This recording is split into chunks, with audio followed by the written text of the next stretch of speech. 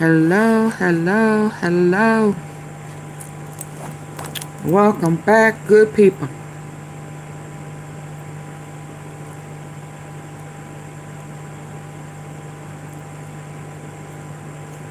So listen. Samantha said, come in, hitting the like button.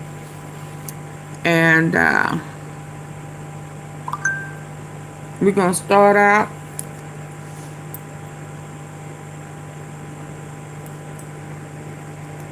Listening to about this 400 and what is it, $25 million property.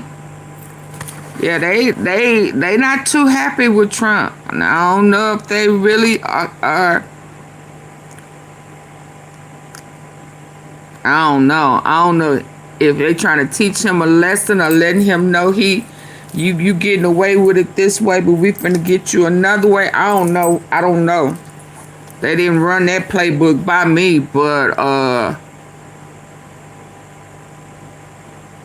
he couldn't stop them properties from being seized. He tried. Let's check it out. Y'all ready to go in? Let me see. Are we ready to go in? Let me see. Big guy. Do I want to use big guy as the background? So y'all won't be saying, oh, I don't want to see him, Auntie Fee. Oh, I gotta see his face. I don't know if I like that.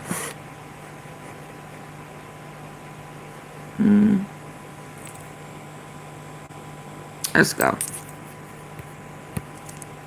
Reports indicate that federal marshals have begun taking control of some of Donald Trump's properties. The judge overseeing the case flatly rejected the arguments made by Trump's legal team.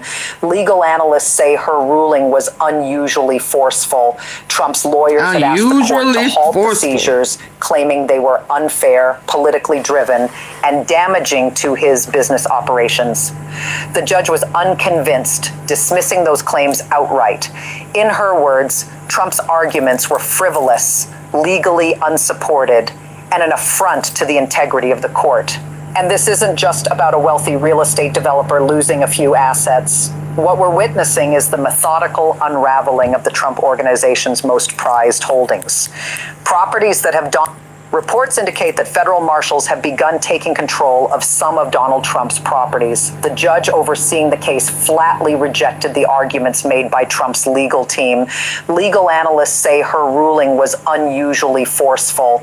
Trump's lawyers had asked the court to halt the seizures, claiming they were unfair, politically driven, and damaging to his business operations. Did he have the nerve, the audacity to say unfair?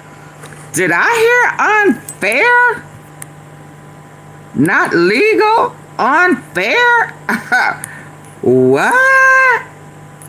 So the law applies to everyone except him. Is that what I'm hearing? Wow. Made by Trump's legal team. Legal analysts say her ruling was unusually forceful. Okay.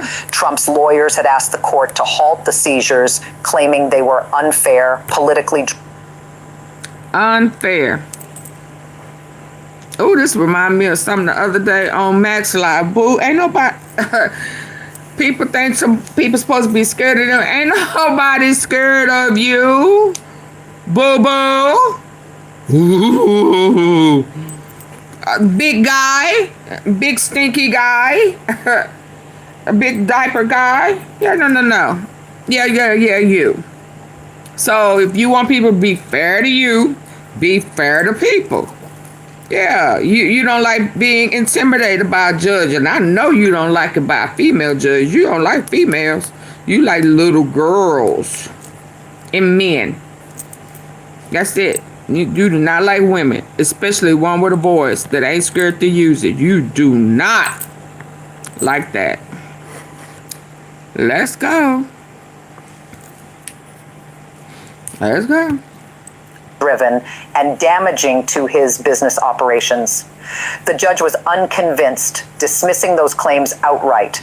In her words, Trump's arguments were frivolous, legally unsupported, and an affront to the integrity of the court. And this isn't just about a wealthy real estate developer losing a few assets. What we're witnessing is the methodical unraveling of the Trump Organization's most prized holdings. Properties that have dominated the Manhattan skyline and served as the backbone of Trump's public image for decades are now being inventoried, appraised, and positioned for seizure to satisfy a massive civil fraud judgment. When federal authorities start placing legal holds on Trump Tower and attention turns to buildings like 40 Wall Street, the reality of accountability becomes impossible to dismiss. A business empire built over half a century, long showcased as proof of Trump's supposed genius, now risks collapsing because of years of false valuations and financial deception. Unraveling of the Trump Organization's most prized holdings. Properties that have dominated the Manhattan skyline and served as the backbone of Trump's public image for decades are now being inventoried, appraised, and positioned for seizure to satisfy a massive civil fraud judgment. When federal authorities start placing legal holds on Trump Tower and attention turns to buildings like 40 Wall Street, the reality of accountability becomes impossible to dismiss. A business empire built over half a century, long showcased as proof of Trump's supposed genius, now risks collapsing because of years of false valuations and financial deception. Here's how it reached this point. The case stems from a sweeping civil fraud lawsuit brought by New York Attorney General Letitia James against Trump, his adult sons, and the Trump Organization. Her office spent years investigating allegations that Trump routinely inflated property values. Ooh, I wish she was representing Maduro. Oh, I would love that. I would laugh for days. I would have a whole week or two of popcorn ready for his butt. Oh, I wish they could make that happen. Showcased as proof of Trump's supposed genius, now risks collapsing because of years of false valuations and financial deception. Lying. Here's how it reached this point. The case stems from a sweeping civil fraud lawsuit brought by New York Attorney General Letitia James against Trump, his adult sons, and the Trump Organization. Her office spent years investigating allegations that Trump routinely inflated property values to secure favorable loans and insurance coverage while simultaneously undervaluing those same assets to reduce his tax burden. These were not small errors or technical oversights. Investigators found that Trump exaggerated the size of his penthouse by nearly 3 times, valued Mar-a-Lago at more than $500 million, despite restrictions that made it worth far less. $500 million. Knowing good. I ain't never seen no wedding ring on his finger.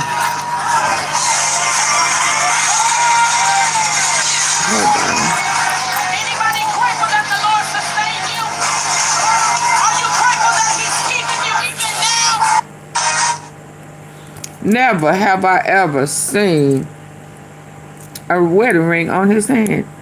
Now he made $500 million, and it probably wasn't worth number 10.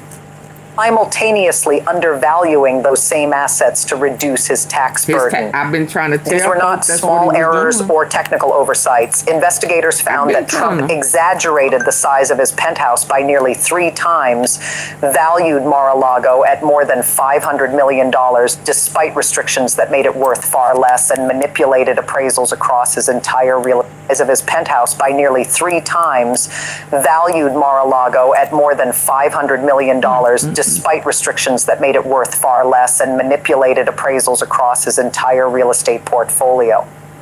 The case went to trial. All errors or technical oversights. Investigators found that Trump exaggerated the size of his penthouse by nearly 3 times, valued Mar-a-Lago at more than $500 million, despite restrictions that made it worth far less, and manipulated appraisals across his entire real estate portfolio. The case went to trial in late 2023. The court concluded that Trump had engaged in persistent, repeated fraud over decades. In February 2024, the judge issued a judgment exceeding $450 million, including interest, and ordered Trump to surrender profits obtained through fraudulent practices. He did. Trump quickly filed an appeal, but under New York law, an appeal does not stop enforcement unless the defendant posts a bond covering the full judgment plus And he couldn't get interest. it. In practical terms, that meant Trump needed to secure close to $500 million in cash or assets. Without it, the seizure process could move forward. According to reporting from Politico in March 2024, Trump's legal team admitted they contacted more than 30 surety companies in an effort to secure the required appeal bond. $500 million? Not a single one agreed. The reason was simple and devastating. Trump reporting from Politico in March 2024, Trump's legal team admitted they contacted more than 30 surety companies in an effort to secure the required appeal bond, not stop enforcement unless the defendant posts a bond covering the full judgment plus interest. In practical terms, that meant Trump needed to secure close to $500 million in cash or assets. Without it, the seizure process could move forward. According to reporting from Politico in March 2024, Trump's legal team admitted they contacted more than 30 surety companies in an effort to secure the required appeal bond. Not a single one agreed. The reason was simple and devastating. He broke. Trump's own fraud judgment made his real estate valuations unreliable. The very case he lost established that his asset values couldn't be trusted, and no serious financial institution was willing to gamble hundreds of millions of dollars on collateral a court had already deemed fraudulent. And let's pause for a moment and be honest. Asset seizures do not happen to former presidents under normal circumstances. They don't happen to genuine billionaires with deep liquid reserves. They happen when someone has run out of legal roadblocks, when courts have ruled decisively, and when the debtor either cannot or will not pay what they owe.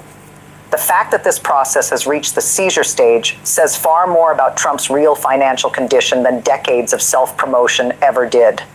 This is where the situation takes a dramatic turn. Multiple outlets, including CBS News and CNN's legal correspondents, report that the asset seizure process moved into full gear this week. New York state attorneys, accompanied by federal marshals and court-appointed receivers, began arriving at Trump-owned properties armed with court orders.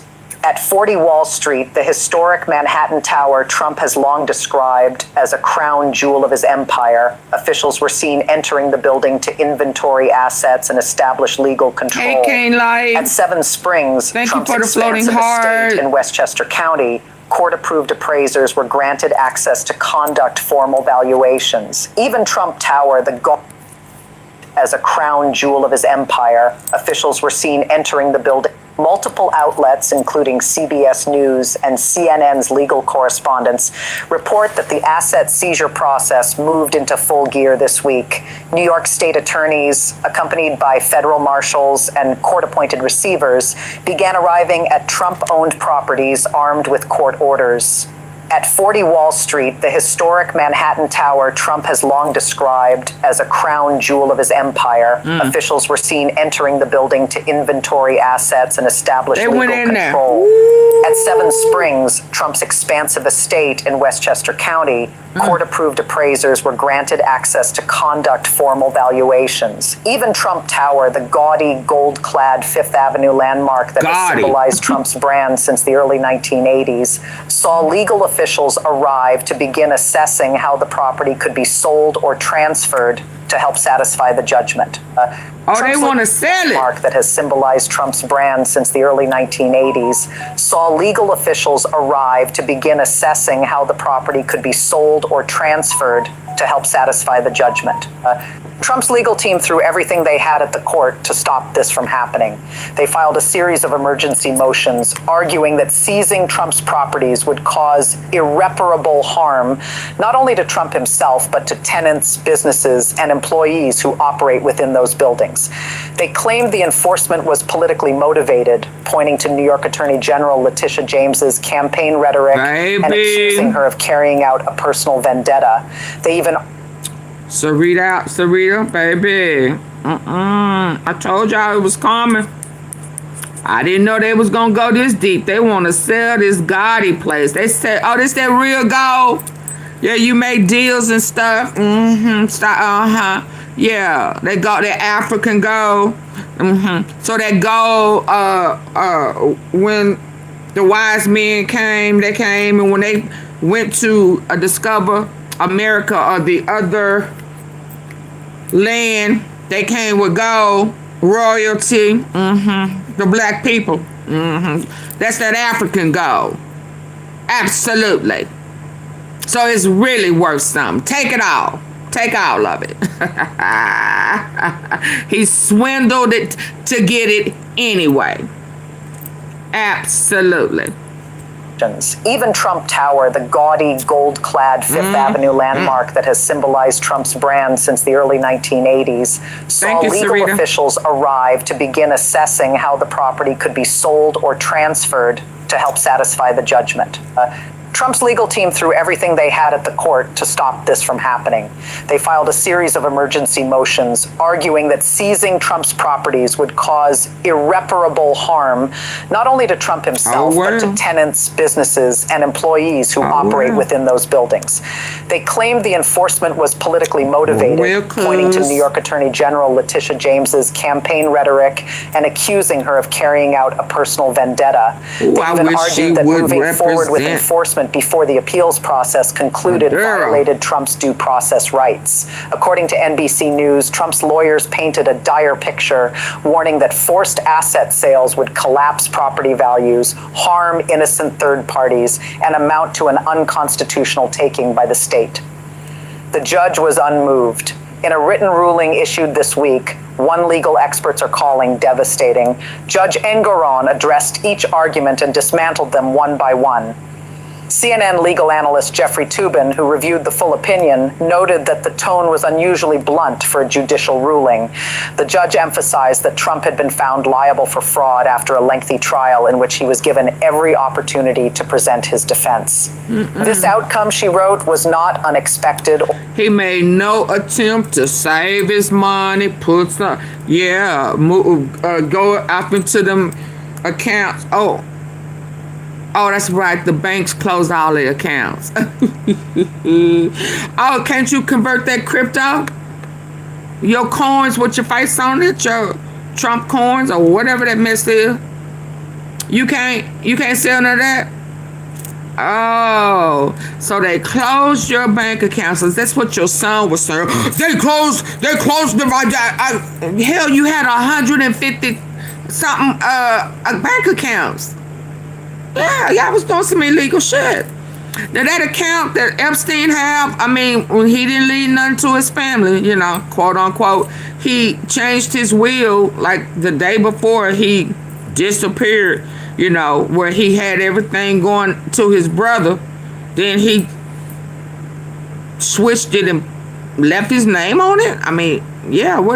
Where is it? But anyway, they say he's still getting millions and millions and millions deposited on a daily basis almost. How? Who working? Where the money come? Oh, them brothels. Them foreign brothels. Oh, so can you reckon you can reach out to his ghost, the Epstein ghost, and ask him for a loan, man?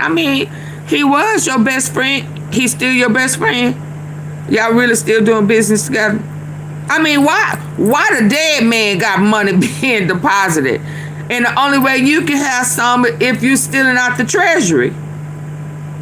Yeah, I told you when I first heard this that you was gonna need to call not Venezuela. What's that other one where the farmers, was it Australia? No, it wasn't. Wherever you was gonna get him a 20 mil to a bill, to bail them out. The farmers, because you invested in their beef and their farming. You invested in foreign. So what you promised the farmers in the U.S. to win, you reneged. Oh, okay. So, and then when you were supposed to give him 20 mil, you gave him 40. Reckon you can get some of that money back? Huh? They not accepting your call. Oh, my bad. You should have left Venezuela alone. Honduras. Now, I know since you pardoned him, you was charging like 10, 11, 12 mil. I don't know how many mil to get a pardon. It was 100 because Diddy didn't have it. Yeah. That's why he's still in there, because he tried to blackmail you too, so you double text him. Got it. You brought him on. He was ungrateful. That's what you're saying about black people right now. That's why you taking DEI, and you thought you was cutting off our food stamps, not knowing that the lightest shade of brown was yeah. Okay, I'm just recapping as I go, Donnie. Cause you be doing so much. I just gotta stay on point with you. I almost damn near had to double up my omega-3 with my memory because you was playing too much. Yeah, but you can't phone a friend. I'm asking for a friend. Can you phone a friend? Cause they trying to take your big old Gotti. I mean, whoo, they saying they don't even want no payment plan from you. They want all that money. Now that part probably is Letitia James being trifling. Yeah, because you was being trifling. But I don't like that tit for tat shit. But you kind of deserve it. So here go mine. I keep saying this. I hope it come true. Because a lot of times when I throw it out in the atmosphere, somehow or another, I don't know if my ancestors is honoring it and blowing my request on over to people. Yeah, but I'm going to hope the ancestors below this to Letitia James.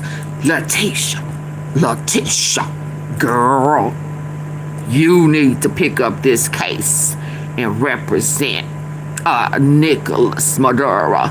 Yeah, you need to do it. And it ain't shit he can do. Ain't shit he could do to stop you from doing what you know how to do best.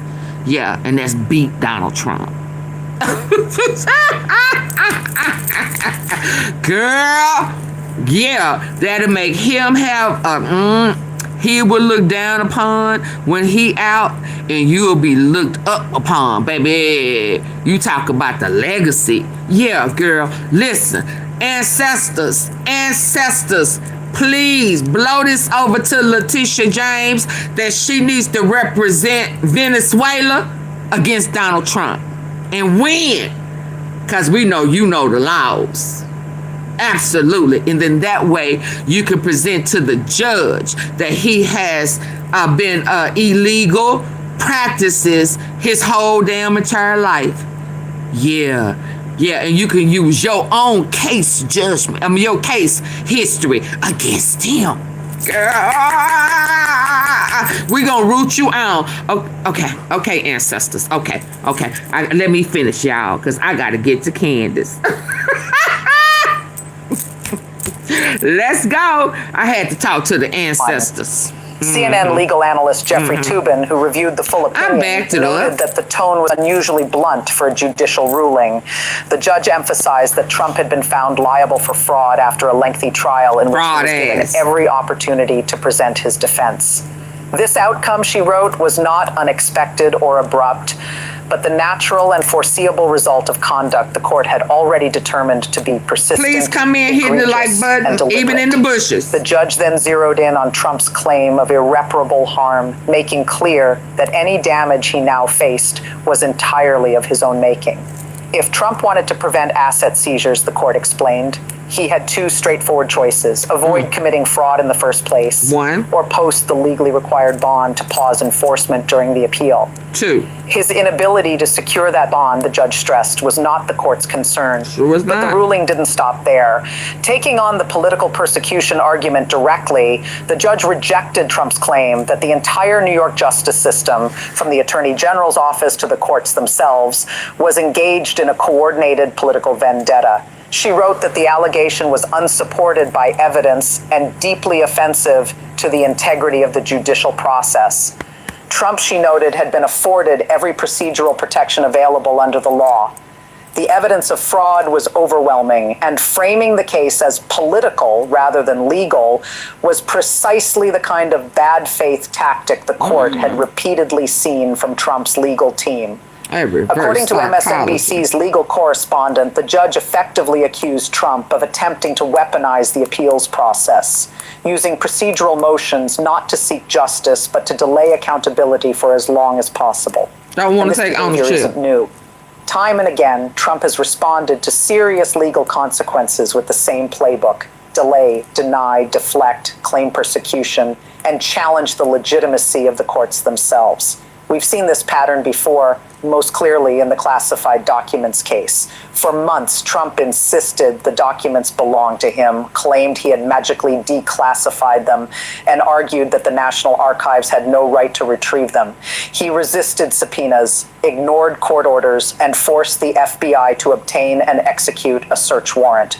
Even after being indicted, he continued to portray the case as a political witch hunt, insisting that former presidents could keep whatever documents they wanted. Only when criminal charges and the prospect of prison time became unavoidable did the narrative begin to shift from "I did nothing wrong" to "maybe it wasn't technically legal, but everyone does it." Then there was Trump's response to the January 6th investigations. He claimed executive privilege shielded him from testifying, even though he was no longer president. He sued to block the National Archives from turning over documents to the House committee. He encouraged witnesses to portray the case as a political witch hunt, insisting that former presidents could keep whatever documents they wanted. Only when criminal charges and the prospect of prison time became unavoidable did the narrative begin to shift from "I did nothing wrong" to "maybe it wasn't technically legal, but everyone does it." Then there was Trump's response to the January 6th investigations. He claimed executive privilege shielded him from testifying, even though he was no longer president. He sued to block the National Archives from turning over documents to the House committee. He encouraged witnesses to ignore subpoenas. And when criminal charges followed, he argued that presidential immunity protected everything he did in office, no matter how unlawful. The strategy never changed: delay, appeal, declare the entire process illegitimate. Well, I'm sorry, people. They are already in there seizing his properties. You came in a little too late. Sorry, Charlie. Yeah, okay. Carry on. Hope something breaks in your favor before real consequences arrive. And we can't witnesses to ignore subpoenas, and when criminal charges followed, he argued that presidential immunity protected everything he did in office, no matter how unlawful. The strategy never changed: delay, appeal, declare the entire process illegitimate, and hope something breaks in your favor before real consequences arrive. And we can't ignore how Trump handled the E. Jean Carroll defamation cases. After being found liable and ordered to pay millions, Trump went right back to social media and defamed Carroll again, triggering another lawsuit and another massive judgment. When the court required him to post a bond while appealing, he fought that too, insisting it was excessive, politically motivated, and unfair. The pattern was identical every time. Well, one thing is for sure, Pippi, they haven't, made us pay those taxes yet, and the banks did close his accounts, and he could not get a loan for the process. You're welcome. I'm gonna be hopeful. I'm gonna speak it on into existence. That's what I'm gonna do. But thank you. Commit the act, deny it completely, attack the victim, lose in court, cry persecution, refuse to pay, and then wage but then go over to this man's country and drags him out the bed. Politically motivated and unfair. The pattern was identical every time. Commit the act, deny it completely, attack the victim, lose in court, cry persecution, refuse to pay, and then wage procedural war to delay enforcement as long as possible. This wasn't new behavior that suddenly appeared when Trump entered politics. Long before the presidency, Trump was notorious for using the same tactics in his business dealings. Contractors would complete work on his properties, submit their invoices, and then receive lowball settlement offers, or nothing at all. When they sued, Trump's lawyers would drag the cases out for years, drowning smaller companies in legal fees until they either settled for a fraction of what they were owed or walked away entirely. The strategy was simple: make fighting him more expensive than accepting the loss. But now Trump isn't dealing with small contractors or private litigants. He's facing government prosecutors and attorneys general with vast resources and no incentive to back down. That old playbook no longer works, and Trump is discovering what happens when the other side can't be intimidated, exhausted, or bullied into submission. Which brings us to the heart of this ruling. What exactly did the judge say that has legal experts calling it devastating? According to reporters who reviewed the full opinion, the court dismantled Trump's arguments in 3 key sections, and each one struck at the core of his legal strategy. First, the judge tackled the claim of irreparable harm. Trump's lawyers argued that forcing asset seizures before the appeal was resolved would cause damage that could not be undone if Trump ultimately prevailed. The court rejected that premise outright. The judge explained that New York's bond requirement exists precisely to balance those competing interests. If Trump truly believed his appeal had merit, he had a clear path to protect his assets, post the required bond, and pause enforcement. His failure to do so, the judge wrote, was not proof that the bond requirement was unreasonable. It was proof that institutions whose entire business is assessing financial risk were unwilling to accept Trump's assets at the values he claimed, or confident that his appeal would succeed. There go the mashed potatoes on his head. Woo, and we know he don't like the mashed potatoes on his head, baby. The whole town's laughing at you, DT. Silly fool, how'd you do such a foul thing? Yeah, woo, they got a song about you. The whole town's laughing at you.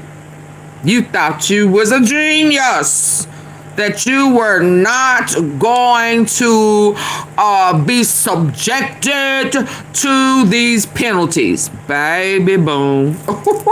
We's laughing at you. They need to tell they need to tell old boy that he may be getting some of his karma back just a little bit too soon. If ever you see karma and you know this is because of something that you did that you know you should not have did, this is it right here. I'm telling you, if I was you, I would be saying, I know this is because of what I did over in Venezuela. Lord, I know this is payback. I even know that I've been trying to act like, I'm not a Jew, and that other man put me out on blast. I was playing with God. I think Auntie Fee say you cannot hustle God, and here I am thinking I can hustle you. Lord, I know this is my paper. This would be me. Lord, see, this is why I be mindful of what I do now. Now, you hear me? You hear me taking ownership? Now, because I had to start. I had an issue with feeling like I can make an excuse on why I did stuff I knew I shouldn't have done. Yeah, that's called hustling God. Yeah, we had I got a whooping. I tell you, I almost got beat. He almost had to beat me. He said, I don't care who you are or who you think you are. You cannot out-hustle me. Huh? I don't care what you say, how you can justify within your own head. Right is right. Righteousness is not manipulation. For no reason. Huh? I was like, but ain't no little white lie. They go that whitewashing again. And don't come up and ask me if there's such a thing called a black one. You will not play the does this with me. Yeah, I don't do that no more. I am mindful. Listen, baby, all of that, buying something, it break down in the warranty time, and you buy another one and put the broker. No, I ain't doing none of that. I ain't doing none of that. None of it. You understand? Well, I paid for it and it didn't go as I thought I could. Well, I still got my So you know what? I'm very mindful. Very mindful. Yeah, because karma is real. And when God gets you, that's why he said, vengeance is mine, saith the Lord. He will get you back.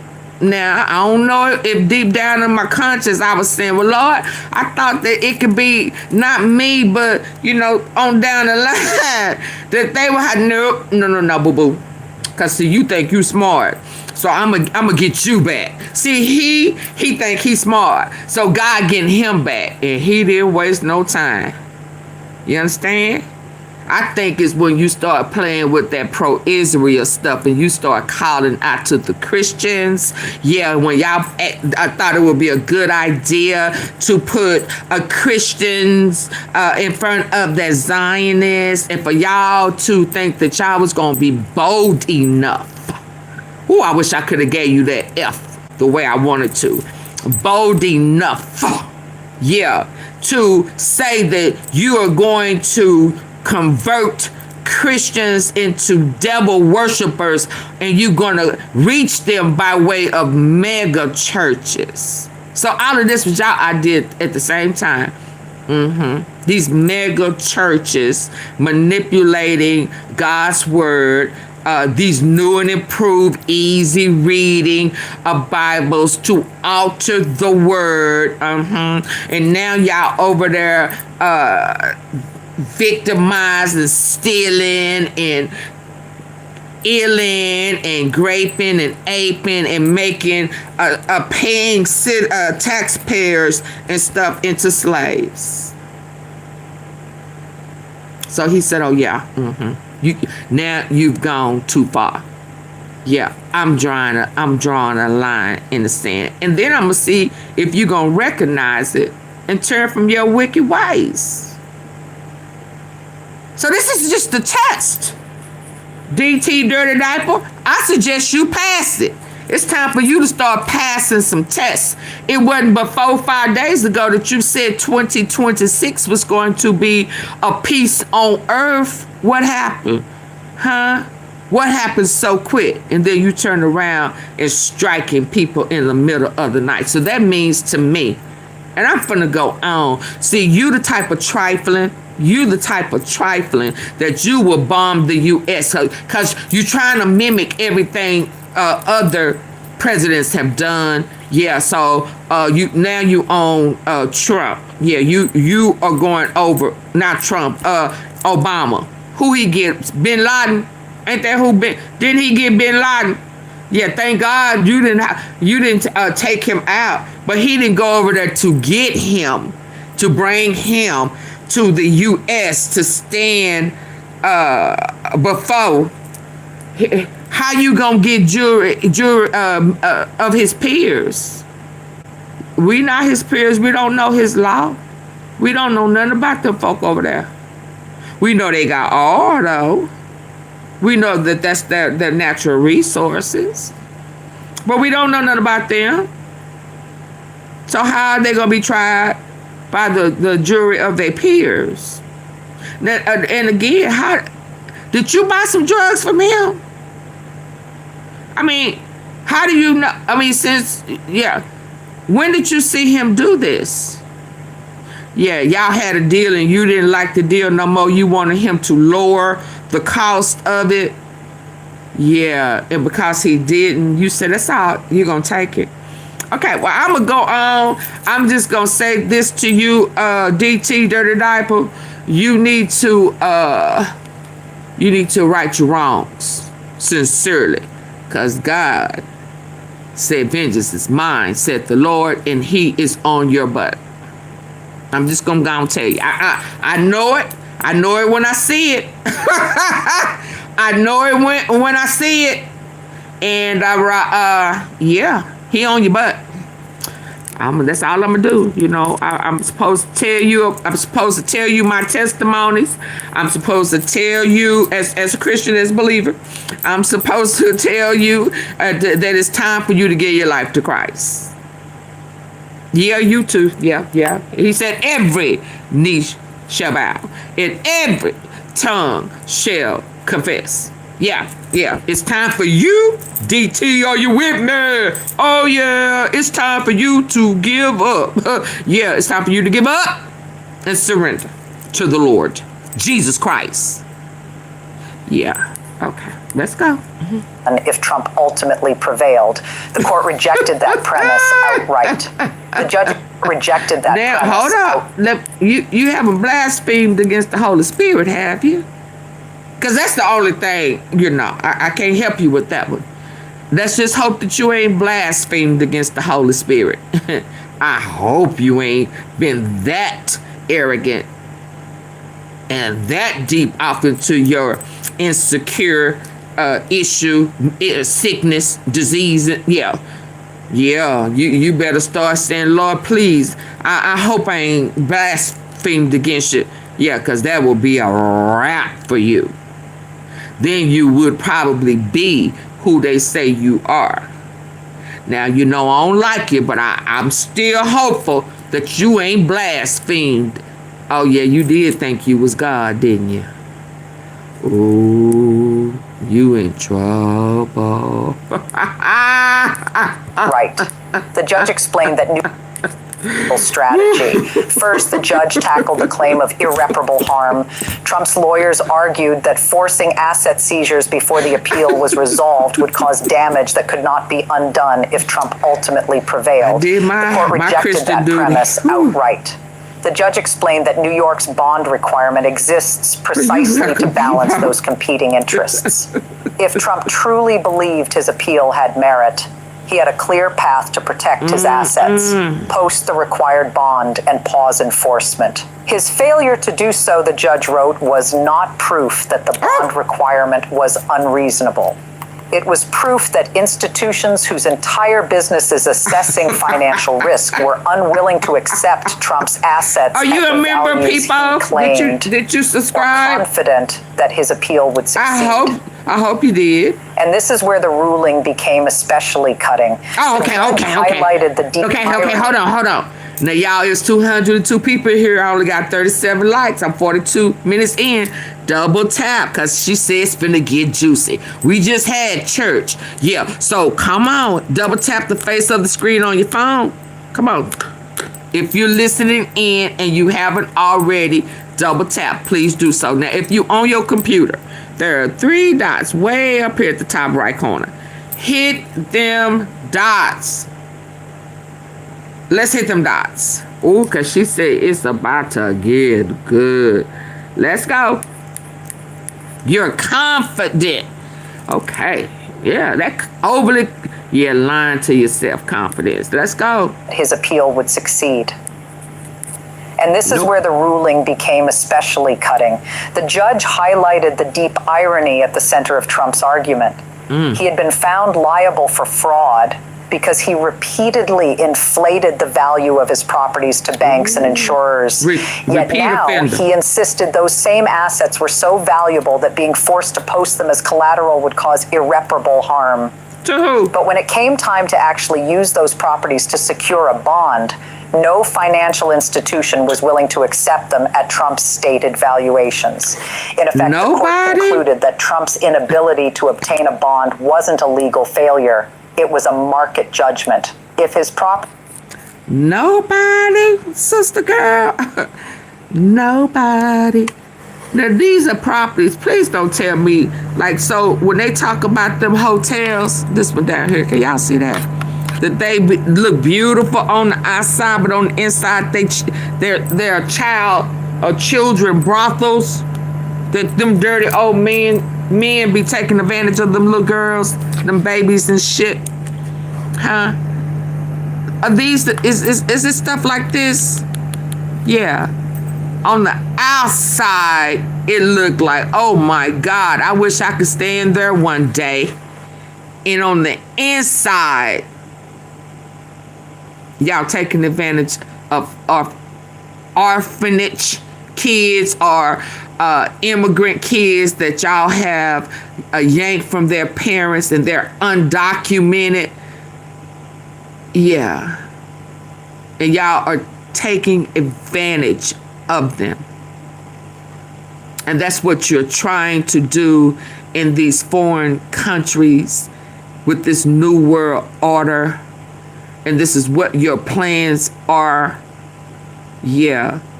In Venezuela. You already making orders and demands as if you was going, hell, you ain't doing shit in the U.S. What makes you think that you can have another job?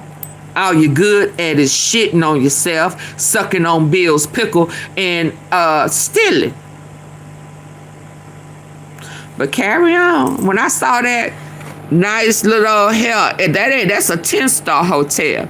Yeah, look at you. And I thought about them babies. I thought about them kids crying. Y'all sitting around a whole bunch of old, nasty, funky, dirty breath, dirty teeth ass men picking and choosing on little girls and little boys. How dare you? How dare you? How dare you? Just when I was having empathy for you, just to think about what you did to babies. Yeah, let me move on, because I'm probably finna say something that God would not like, and I don't want to do that. Carry on.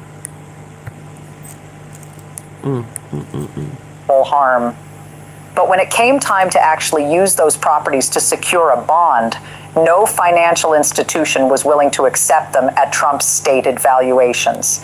In effect, the court concluded that Trump's inability to obtain a bond wasn't a legal failure. It was a market judgment. If his properties were truly worth what he had claimed for years, securing a bond would have been routine. The fact that it wasn't spoke volumes. The second major section of the ruling addressed Trump's due process claims. His lawyers argued that enforcing the judgment before the appeals process concluded violated his constitutional rights. The judge flatly rejected that argument, explaining that New York's bond requirement exists precisely to safeguard due process. Trump remains free to pursue his appeal as aggressively as he wishes.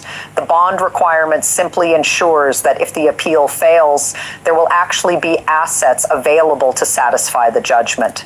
Without that safeguard, the judge noted, defendants could spend years appealing while quietly moving or draining assets, leaving judgment creditors with nothing. Courts have upheld this procedure repeatedly, and Trump, the judge wrote, was receiving exactly what due process requires, no more and no less. The third section took on Trump's claims of political motivation, and this is where the court's language became especially sharp. According to legal analysts who reviewed the opinion, the judge observed that Trump's habit of alleging political persecution whenever he faces legal consequences had grown tiresome and fell beneath the dignity of any serious court proceeding. She emphasized that Attorney General Letitia James brought the case based on evidence that Trump received a full trial with legal representation, cross-examined witnesses, and presented his own evidence, and that the court's findings flowed from that record, not from politics. The judge went further, warning that portraying lawful judicial decisions as political attacks was not merely incorrect, but an attempt to erode public trust in the justice system itself. Courts, she wrote, have both the authority and the obligation to reject such arguments decisively. That leaves Trump's legal team in an extraordinarily difficult bind. On one hand, they must continue appealing the underlying fraud judgment, even as enforcement moves forward. Each day without a bond or a stay is another day that properties are being appraised, liens are being filed, and the groundwork for potential sales is being laid. On the other hand, securing a bond would require either persuading a financial institution to accept Trump's assets as collateral, something the market has already refused to do, or producing nearly $500 million in liquid assets. Despite decades of claiming billionaire status, that kind of cash simply doesn't appear to exist. The hard truth is that every available legal pathway has now been tried and rejected.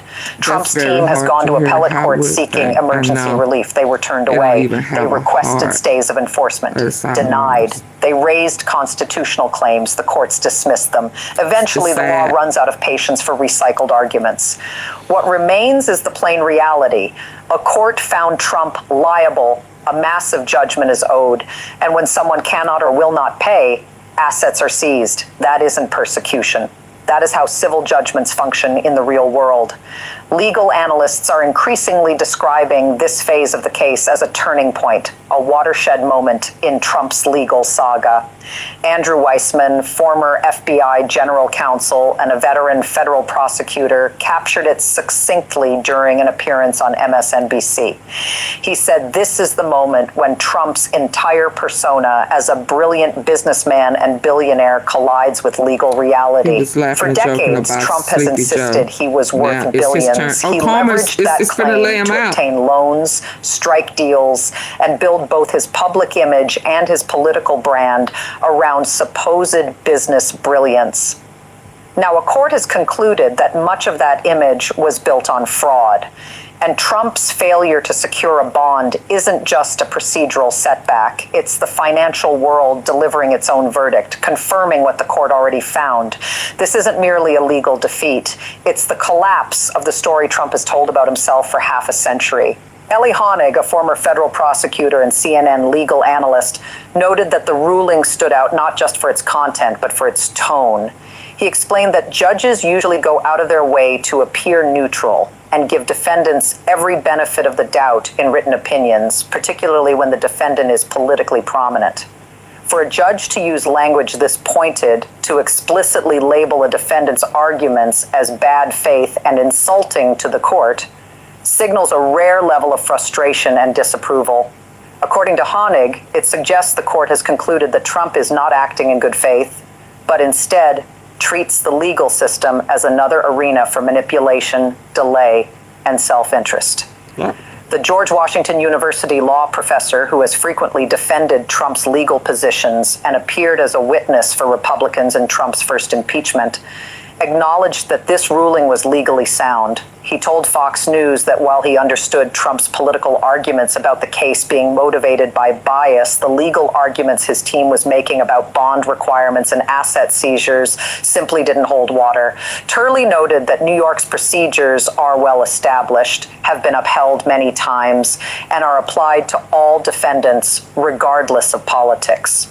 Trump was seeking special treatment, not equal treatment, and courts were right to reject that. So let's break down what this actually means, because this isn't just a dramatic legal saga. The consequences are real, far-reaching, and potentially devastating for Trump's business empire, his political future, and the broader question of accountability. The most immediate impact is financial. If the asset seizure process continues, Trump stands to lose some of his most valuable and recognizable properties. Buildings like 40 Wall Street, the Seven Springs Estate, and possibly even portions of Trump Tower. Broader question of accountability. The most immediate impact is financial. If the asset seizure process continues, Trump stands to lose some of his most valuable and recognizable properties. Buildings like 40 Wall Street, the Seven Springs Estate, and possibly even portions of Trump Tower could be seized and sold to satisfy the judgment. These properties aren't merely assets on a balance sheet. They are the foundation. He said, humble yourself unto God.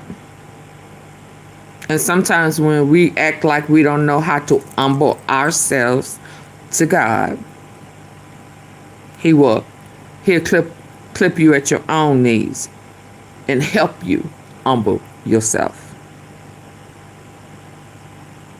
Now, I don't like when people say, he needs to humble himself to somebody. No.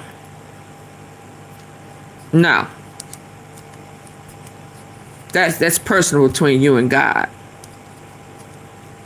And once you surrender unto God, you will learn to appreciate people a whole lot better. Empathy will come unto you because you will then understand. Yeah. Until you surrender to God and humble yourself, kneel down before Him, place all your issues, your sins before Him. You got to confess them, baby. Yeah, see, now it's going to soon, and very soon, if not now, it's going to become real personal between you and God. You cannot hustle God. You just can't.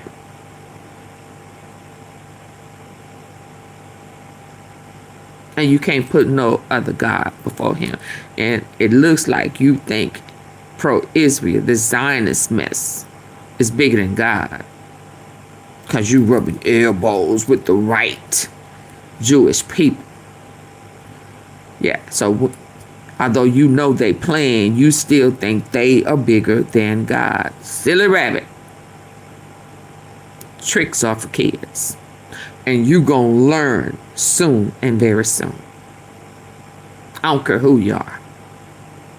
There's nobody on earth that's bigger than Him. And the sooner you recognize that, the sooner you confess, humble yourself before God, allow Him to provide you with a renewing of your mind, massage your heart, turn from your wicked ways. Oh yeah, you'll be out. That's if you ain't blasphemed against the Holy Spirit. Now you may just be far beyond, because sometimes it's like you in and out, and you may be a turn over to a reprobate mind. I don't know. I don't want to put that on you, because that in itself is between you and God. But you gonna learn today. Humble is the way. I'm just thought I'd let you know that. Yeah, I hope the ancestors passed that to you. And if not, I guess they done seen some things. Well, I done seen what you did, what you do.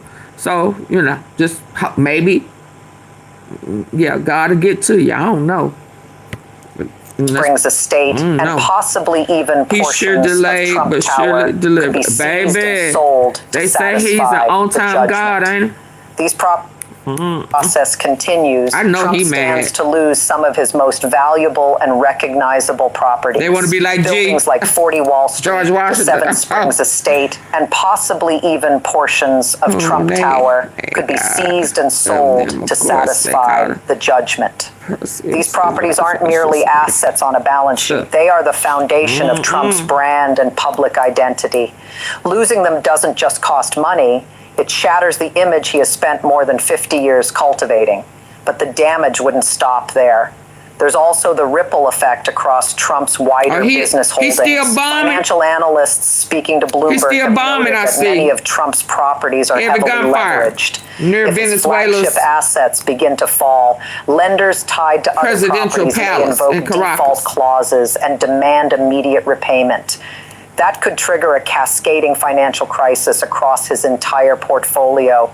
Oh, he mad, y'all. He ain't learned nothing. The seizure of a handful of properties to satisfy a single judgment could rapidly escalate into a full-scale unraveling of the Trump organization as banks and creditors move swiftly to protect their own interests. Now, let's consider what this means for Trump's political standing. His entire identity as a politician has been built on the image of being a successful businessman, a deal maker who can create wealth. Seeing his properties seized to satisfy a fraud judgment directly undermines that narrative.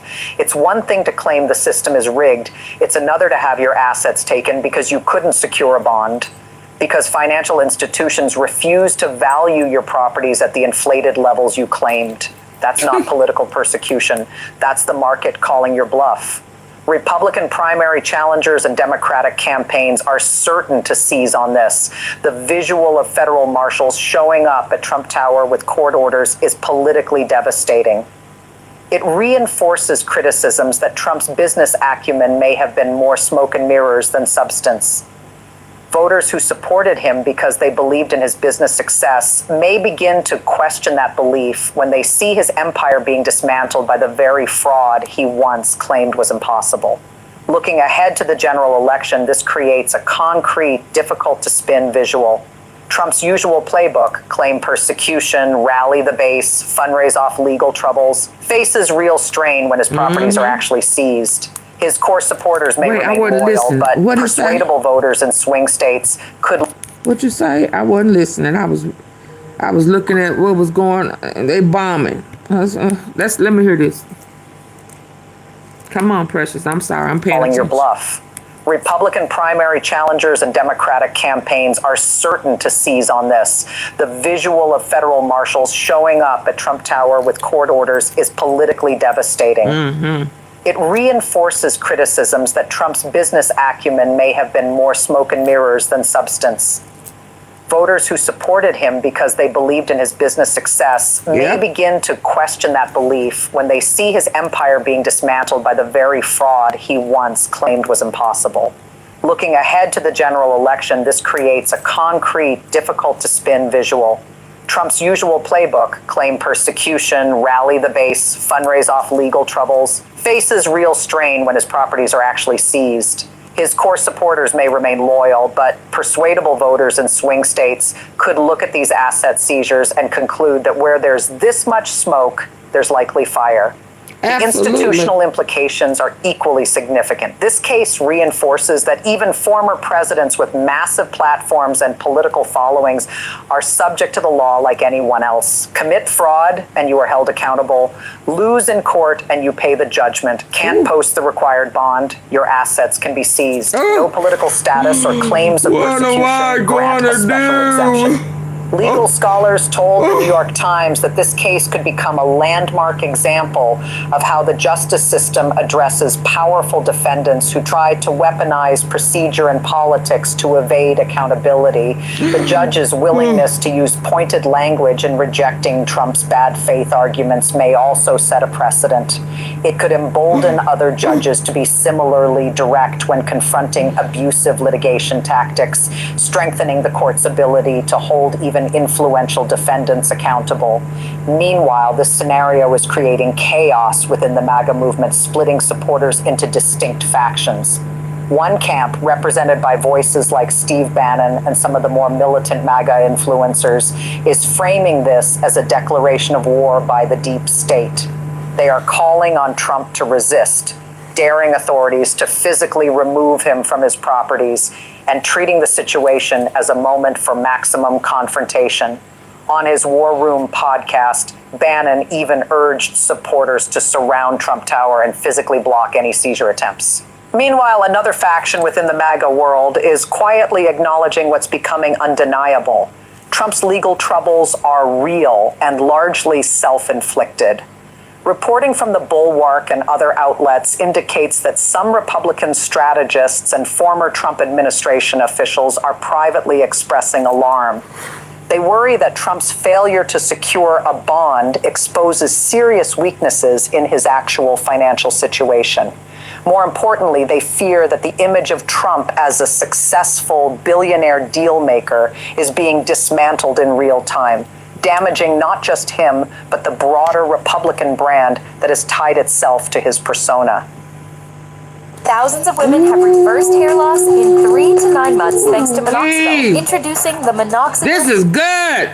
Then there's a third group attempting to straddle both sides. These voices, including some Fox News commentators, argue that the judgment is unfair and politically motivated, while simultaneously suggesting Trump should have settled years ago or found a way to delay enforcement. They aim to criticize the process while distancing themselves from Trump's specific decisions. But as the asset seizures move forward, that middle ground is increasingly untenable. Things intensified further when Trump took to Truth Social, posting in all caps to label the judge corrupt, the attorney general a political hack, and claiming that what's happening to him is part of a Democratic plan against all successful conservatives. He's attempting to turn his personal, legal, and financial crisis into a larger narrative of political persecution. Yet the facts of the case continue to undermine that framing. It's difficult to credibly claim persecution when the record shows decades of systematic fraud, and the only reason assets are being seized is because private companies refuse to underwrite a bond using those same fraudulent valuations. Meanwhile, Democrats are treading carefully. Rather than gloating, they are letting the legal process speak for itself. According to Politico, Democratic strategists believe the imagery of Trump's properties being seized is powerful enough to speak to voters on its own. Overly aggressive political messaging could even reinforce Trump's persecution narrative. As a result, they are largely remaining silent, letting the visuals do the work. The stakes go far beyond a single judgment or a handful of properties. This is about whether the legal system can hold the powerful accountable, or whether political prominence and a devoted base can create de facto immunity.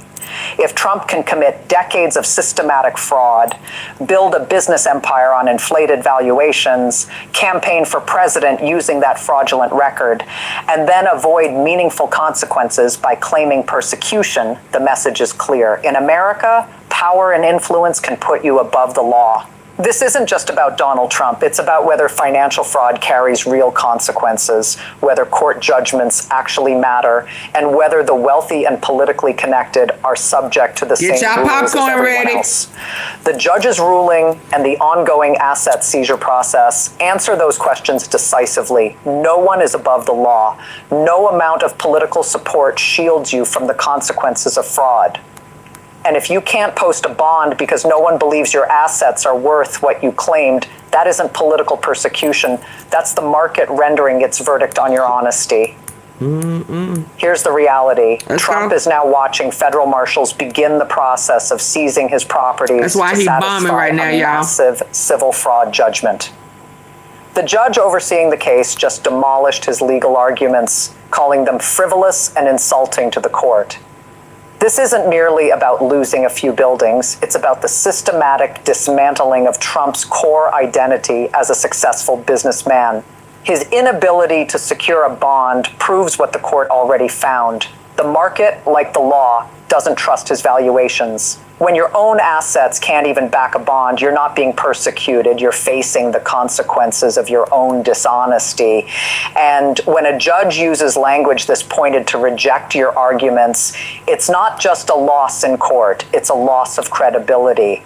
If Trump were allowed to escape real consequences through delay or procedural gamesmanship, it would signal that systematic financial fraud is acceptable for the politically powerful. That would undermine the very principle that the rule of law applies equally to everyone. Equality. Keep watching this closely. The asset seizure process is ongoing, with more properties likely to be evaluated and prepared for transfer. Trump's appeals continue, but without a bond to halt enforcement, the process. Ooh, get your popcorn ready.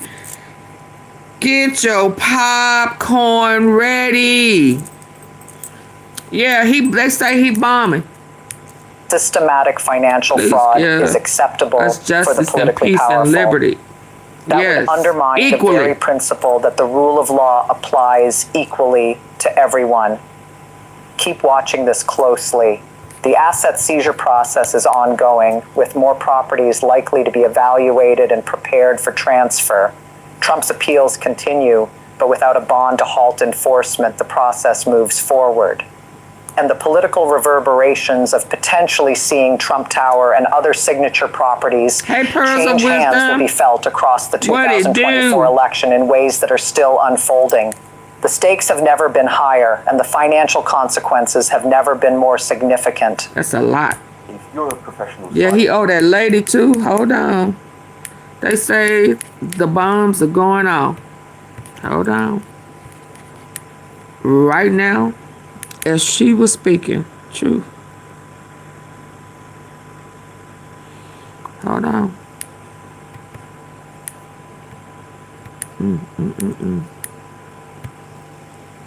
Get your popcorn ready, baby. He finna have some executive orders and all type of stuff. Venezuela under attack. 30 minutes. Heavy gunfire has been reported across parts of Caracas over the past 45 minutes, including areas near the presidential palace. Residents have also reported sounds consistent with drones and heavy gunfire has been reported across parts of Caracas over the past 45 minutes, including areas near the presidential palace. Residents have also reported sounds consistent with drones and aircraft. While power outages are affecting multiple neighborhoods in the region, the situation remains unclear as of now. Now let me go across to Siddhant. Siddhant, why is this violence happening in Venezuela? No, as we were discussing, Harsh, that situation is very fluid, very complex in Venezuela, because right now the Supreme Court has appointed Vice President as the interim president of the country. But as I was mentioning before, the key energy infrastructure are controlled by the army generals, and army generals are very powerful in Venezuela.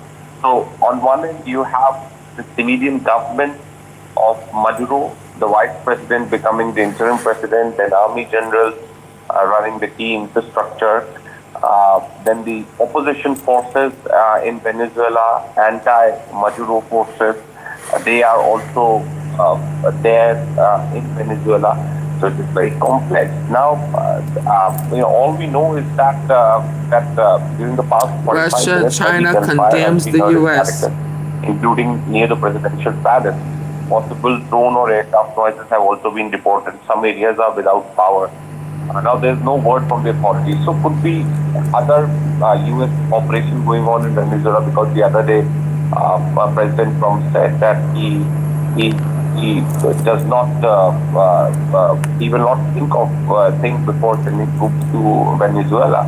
In fact, U.S. He didn't also think warned that there could be more military operations taking place in Venezuela. So it could again be some operations which U.S. forces may be carrying out in Venezuela, and because as being reported, it is being said that the drone, possible drone and aircraft noises were heard. So,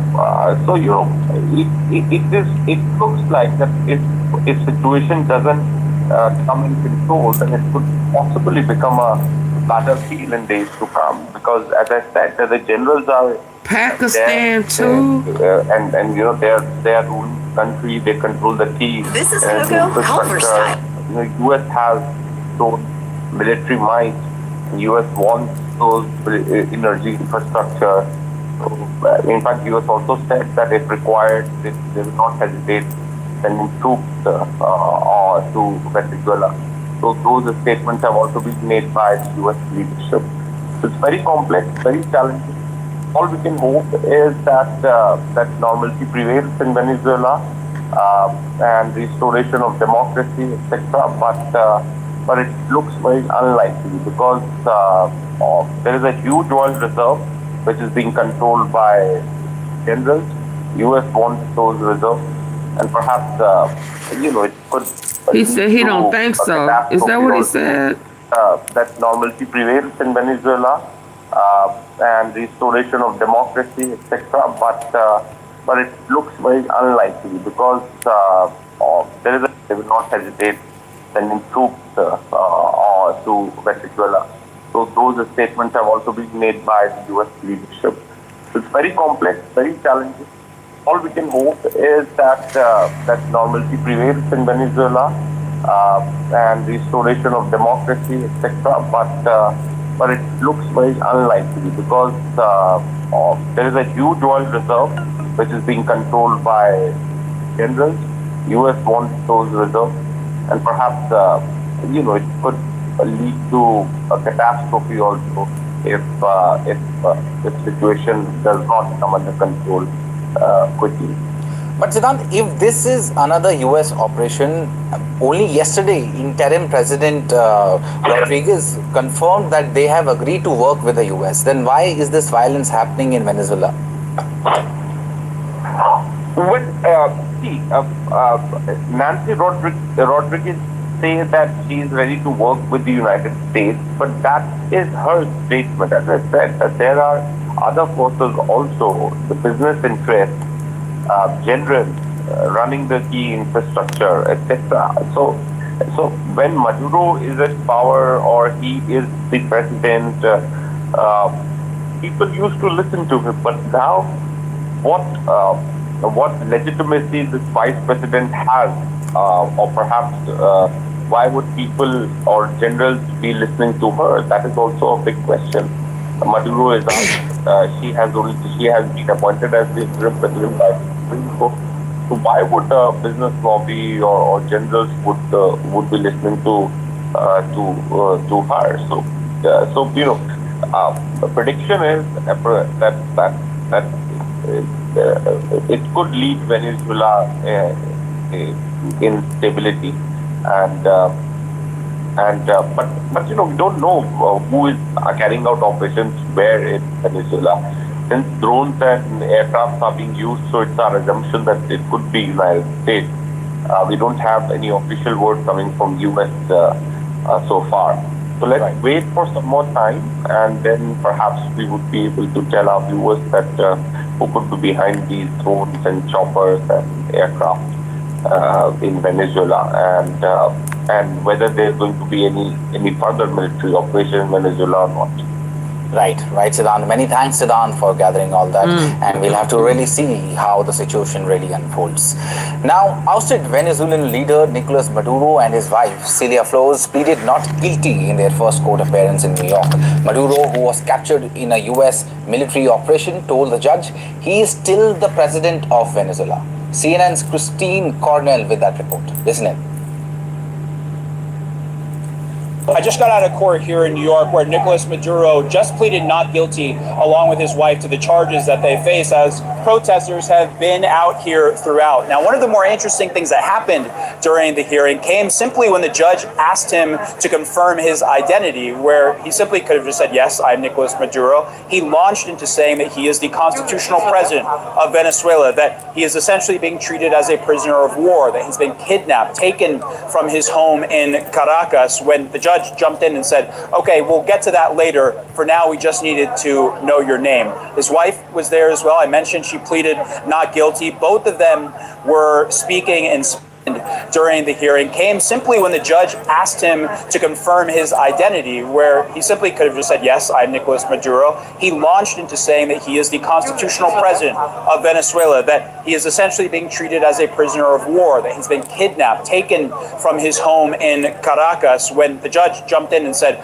okay, we'll get to that later. For now, we just needed to know your name. His wife was there as well. I mentioned she pleaded not guilty. Both of them were speaking in Spanish as the rest of the court listened through interpretation. His wife did seem to be battling some injuries, some visible injuries on her face, and it was something that her defense acknowledged over the course of the hearing. And then as the hearing wrapped up, a protester stood up in the hearing and essentially yelled at Maduro, "You will pay for what you have done." And Maduro turned around and acknowledging that person, saying essentially, "I am a man of God." And that was how the hearing ended. Oh, wow. तो जो हमने देखा है Oh, US का ये Lord. अभी विदेश नीति I need है for y'all to start saying what God. Yeah, जो हमने देखा है यूएस का I need to ये hear the Lord Jesus है Christ. कि अगर उनके God, yeah. I need for y'all to start breaking this down because y'all play with God Was too how the much. hearing ended. तो जो हमने देखा है यूएस का यही अभी विदेश नीति है कि अगर उनके इलाके में मतलब अमेरिकाज में उत्तर अमेरिका हो या दक्षिण अमेरिका हो उसमें कोई भी अगर ऐसा स्थिति आए जिससे यूएस को कुछ खतरा हो या यूएस को कुछ इसके वजह से चुनौती हो तो यूएस का हक होगा कि वो रिस्पॉन्ड करेंगे।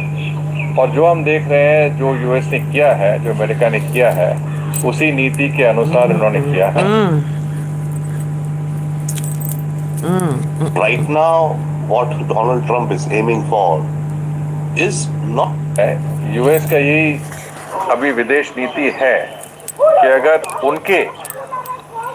उनके इलाके में मतलब अमेरिकाज में उत्तर अमेरिका हो या दक्षिण अमेरिका Y'all हो, double tap the. Oh उसमें Lord. कोई भी अगर ऐसा स्थिति आए जिससे यूएस को कुछ खतरा हो या यूएस को कुछ इसके वजह से चुनौती हो, तो यूएस का हक होगा कि वो रिस्पॉन्ड करेंगे।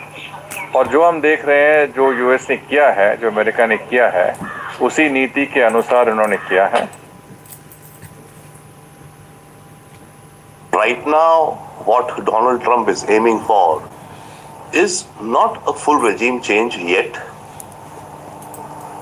not democracy elections yet, but what America wants right now is that, let's say, the regime which is there, not to disturb it, but that regime should obey what America tells. So now Delcy, the vice president, she is the interim president, and according to Venezuelan constitution, for 30 to 90 days she can be the president, and then elections called.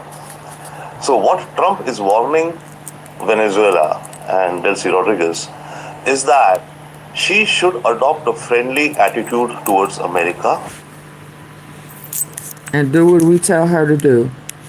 And she said no. Hold on, y'all. Please, I need for y'all to double tap the face of your phone. Please. Double tap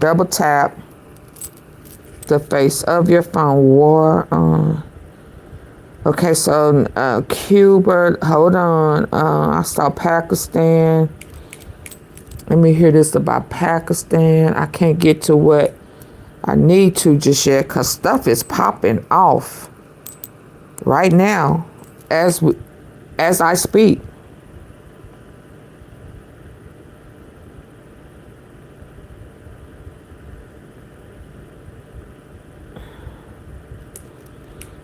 Let me hear this. In this breaking story, Pakistan just blindsided Donald Trump and absolutely wrecked his night with a surprise bombshell. How's it going, everybody? Hunter Avalone here with Occupy Democrats. Welcome back to another video.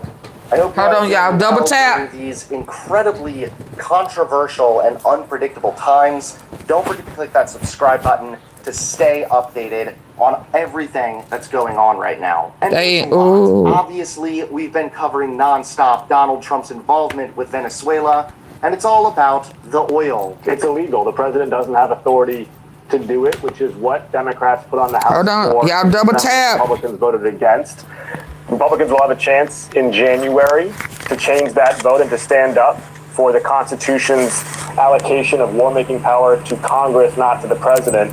And if they listen to this press conference this morning, I cannot see how they do not want to do that, because his president said that he is not ruling out putting boots on the ground. That should haunt any veteran of these forever wars. And it certainly haunts me as somebody who actually did put boots on the ground in Latin America, because jungle and riverine warfare is going to be a nightmare. Okay, y'all, I'm an hour and 22 minutes in.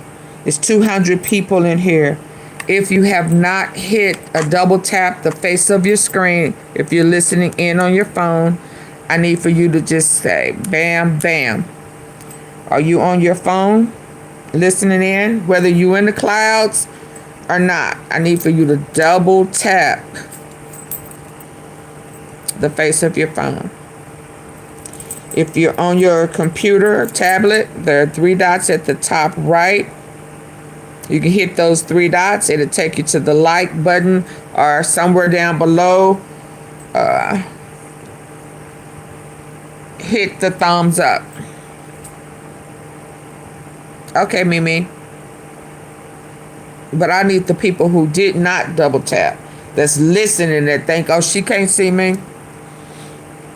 I need for y'all to double tap and subscribe. Yes, indeed. Thank you, people. Welcome to all just tuning in. Kindly tap. Thank you.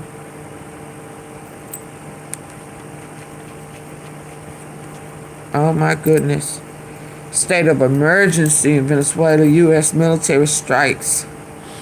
It's horrible. Y'all, come on. The quicker I get some likes up, the quicker I can move on. Because I still got some more outside of this that's supposed to be connecting some more dots. And we love to connect dots. Please double tap. They are bombing right now.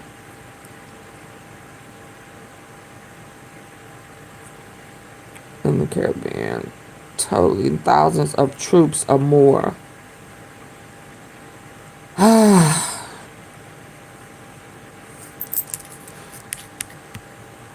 There for our service members, and they're doing it in pursuit of Latin America. In pursuit of what? Jungle and riverine warfare is going to be a nightmare for our service members, and they're doing it in pursuit of what? Chevron's bottom line? Sicko. Is that what you think this is about? Yeah.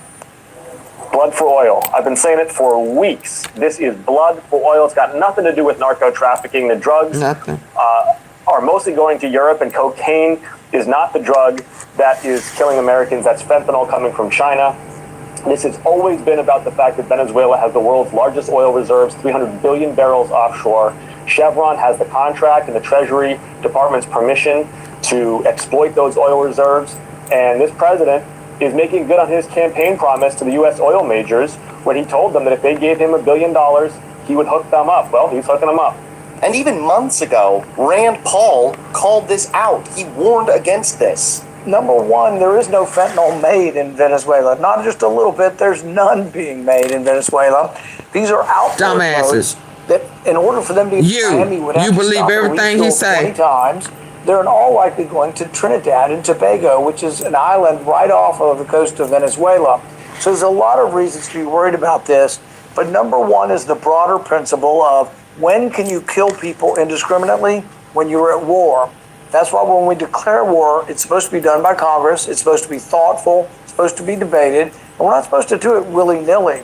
And then when you have war, you just kill people in the war zone. And even then there are rules of engagement. But interdicting drugs has always been a criminal activity and a criminal anti-crime sort of activity where we don't just summarily execute people. We actually present evidence and convict from the them. beginning, threatening. But now Pakistan just wrecked Donald Trump's night with a surprise bombshell. Take a look at this. We also take note of the views shared by Mr. Jeffrey Sachs and Ms. Mercedes de Freitas. I welcome the participation of the permanent representative of Venezuela alongside the representatives of other countries from the region and beyond in the meeting. Mr. President, Pakistan views the recent developments in Venezuela with profound concern. In a world already beset by multiple crises, escalating tensions and instability in the Caribbean do not augur well for regional and international peace and security. The UN Charter enjoins us to refrain from the threat or use of force against the territorial integrity or political independence of any state. The UN Charter also binds member states to sovereign equality, but multiple crises, escalating tensions and instability in the Caribbean do not augur well for regional and international peace and security. The UN Charter enjoins us to refrain from the threat or use of force against the territorial integrity or political independence of any state. The UN Charter also binds member states to sovereign equality, non-interference in the internal affairs of others, and settlement of international disputes by peaceful means. Unilateral military action contravenes these sacrosanct principles and the doctrine of sovereign immunity. Such actions set dangerous precedents that risk eroding the foundations of the global legal framework. They also fuel instability, which, as history has shown time and again, can lead to unpredictable and uncontrollable outcomes for years to come. Thanks so much for watching. Please click that like button.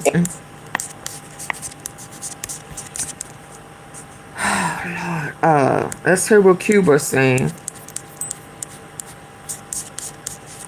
Let's hear Cuba.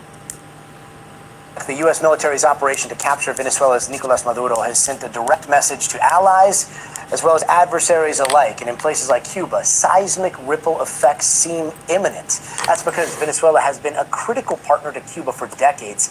They've long been united against what they see as U.S. imperialism, and Venezuela has provided them oil and energy, while Cuba has provided skilled labor, doctors, things like security.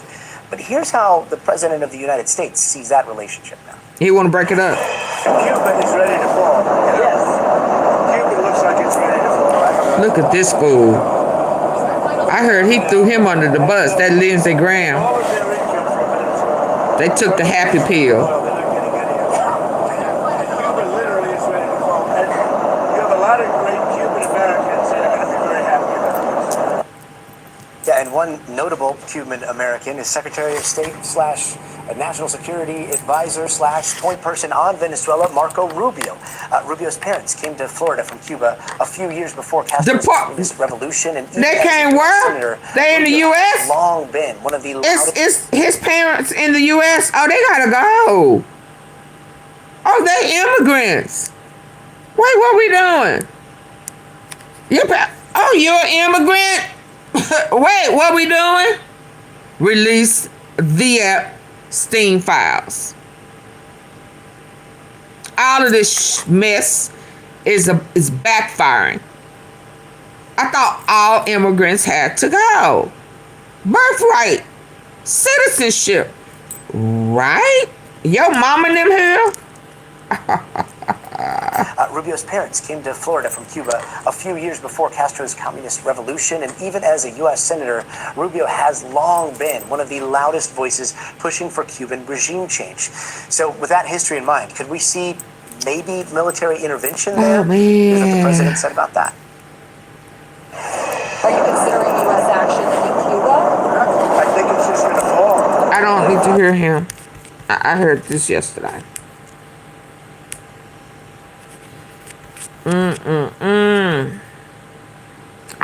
Yeah, it's getting very ugly. Thought I saw another one.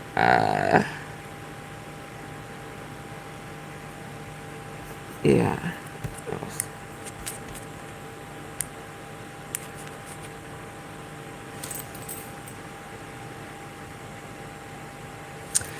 Yeah, it's getting very, very, very, very, very, very ugly. Double tap. I hate I have to keep telling y'all this, to double tap the face of y'all screen. If you're on your phone, get the likes up. If you're on your Iran, sends their warning. Mexico and Cuba declares war.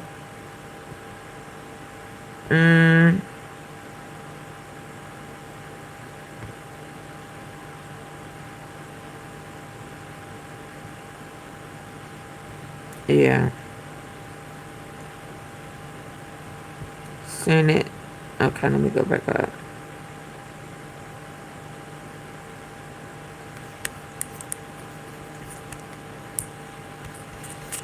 The video is too quiet? Boost your volume up to 600% with Sound Pusher. Your browser caps audio at 100%, but your speakers, they can do 6 times more. The government of Mexico has already made explicit its position condemning the military aggression of January 3rd against targets on Venezuelan territory, in clear violation of Article 2 of the United Nations Charter. These actions must not be allowed, as they represent a serious blow to the Charter and to multilateralism. Mexico would like to clarify the following 4 points. Number 1, the prohibition of the threat or use of force against the sovereignty, territorial integrity, or political independence of any state is the foundation of international law, regardless of the country or government involved. Number 2, rhetoric that points toward an escalation or expansion of military actions, including those involving other countries in our region, threatens regional stability. Number 3, the Security Council has the primary responsibility, and indeed, I mean, we can always say that. I mean, yeah, but that's not how the law goes. That's like, so if you are a felon, case sales, and you're a convicted felon, right? And you can't get a decent job. Some apartments that you can't get into. A lot of places don't want to give you loans. And you will say, okay, that's cool. Because everybody is things wrong, even though he is a convicted felon and he's still breaking the law and he's getting away with it. Is that fair? Because see, I don't think any convicted felon should be okay with what's going on right now. He should have never been put in that position. I'm not talking about everybody. Everybody is a sinner, okay, K-Sales? Everybody is a sinner. Everybody do wrong. So does everybody get to break the law because everybody do wrong? So it says obey the law of the land. Oh, well, I'm going to break it because everybody going to break it. Everybody sell drugs, so I'm going to sell drugs. Everybody great kids, so I'm a great kids. Is that what you're telling me? You go along to get along? I mean, so I don't understand when people come in as if they cannot speak the truth and be flat foot and firm. You got to always rock the cradle and say, well, all politicians are crooked. No, all of them are not.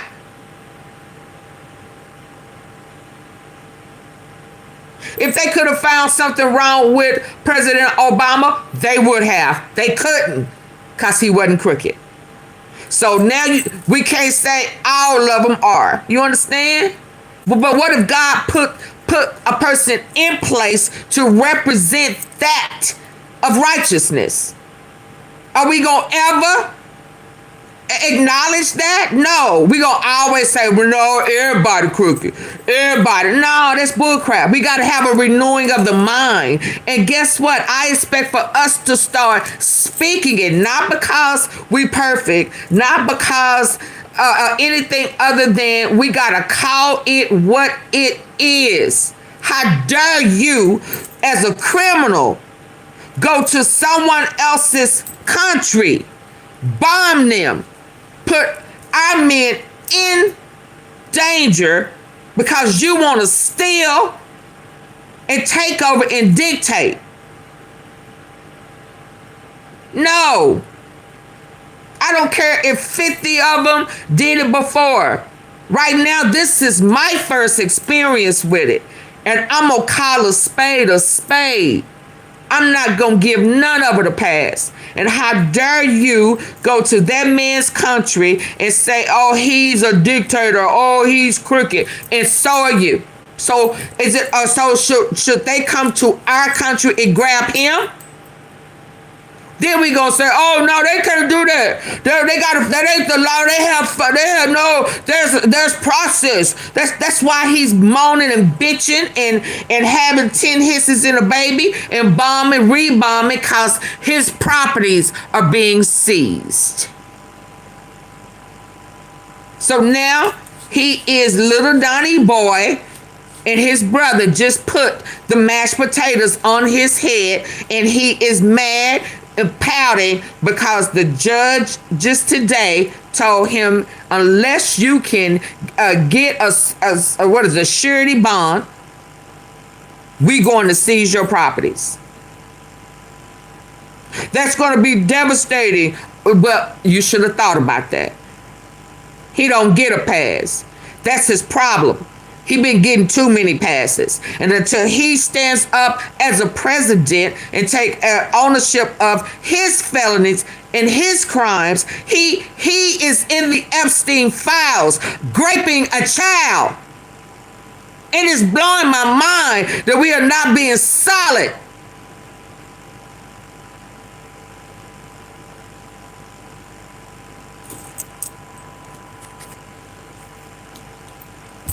Okay. K-Sales. I'm sick of people. It appears that they're just constantly making excuses for them just to say, oh, it's left, it's right, it's black, it's... No, absolutely not. Because now they're talking about deporting people. So you want to rebuild and use them for free labor. So making America great again is really making Americans slaves again. This time, it's not just all blacks. And that's how I see it. And I'm going to keep telling the truth to everybody. But thank you for your service, K-Sales. I'm glad that you are not active right now. I wouldn't want you to be in it. But I have family in the military, you know. So thank you for your service, sir. Greatly appreciate it. The solemn obligation to always act decisively and with utmost resolve and without double standards in the face of truly grave and egregious violations of its foundational charter, and to effectively and promptly restore international global peace and stability and security in strict and unwavering adherence to the fundamental provisions of its Article 24 and diligently observing its Article 27, specifically paragraph 3. When I saw the domain was available, I was like, I'm taking it, I'm trademarking it, I'm going with it. Hi, I'm Aaron, I'm the owner of... Number 4, it is... I'm sorry, I think I missed The government of Mexico has already made explicit its position condemning the military aggression of January 3rd against targets on Venezuelan territory, in clear violation of Article 2 of the United Nations Charter. Okay, so these actions must not be allowed as they represent a serious blow to the Charter and to multilateralism. Mexico would like to clarify the following 4 points. Number 1, the prohibition of the threat or use of force against the sovereignty, territorial integrity, or political independence of any state is the foundation of international law, regardless of the country or government involved. Number 2, rhetoric that points toward an escalation or expansion of 32 military Cubans were actions, killed in the including invasion. those involving other countries in our region, threatens regional stability. Number 3, the Security Council has the primary responsibility and indeed the solemn obligation to always act decisively and with utmost resolve and without double standards in the face of truly grave and egregious violations of its foundational charter, and to effectively Clinton, Obama, and Biden. I want to hear from international global peace and stability and security in strict and unwavering adherence to the fundamental provisions of its Article 24 and diligently observing its Article 27, specifically paragraph 3. Number 4, it is up to sovereign peoples to decide their own destiny and to find peaceful, democratic, and negotiated solutions to their political differences within a framework of absolute respect for human rights. Regime changes by external actors and the application of extraterritorial measures are not only acts contrary to international law, but have historically exacerbated conflicts and weakened the social and political fabric of nations. Mr. President, esteemed colleagues, despite the political differences between our governments, Latin America and the Caribbean have forged themselves as a zone of peace. Collectively, for many, many decades now, we have consistently turned to the available political and established legal mechanisms for the peaceful and effective resolution of disputes and disagreements. The ongoing violation of this delicate and precarious fragile balance undeniably puts the broader political stability and overall security of the entire region and also the collective well-being of our peoples at a profoundly serious and alarming risk. Those who justify these acts deny the independent history of Latin America and the Caribbean. Mexico, steadfast in its constitutional principles of foreign policy and its pacifist vocation, emphatically reiterates that dialogue and negotiation are the only legitimate and effective means to resolve existing differences.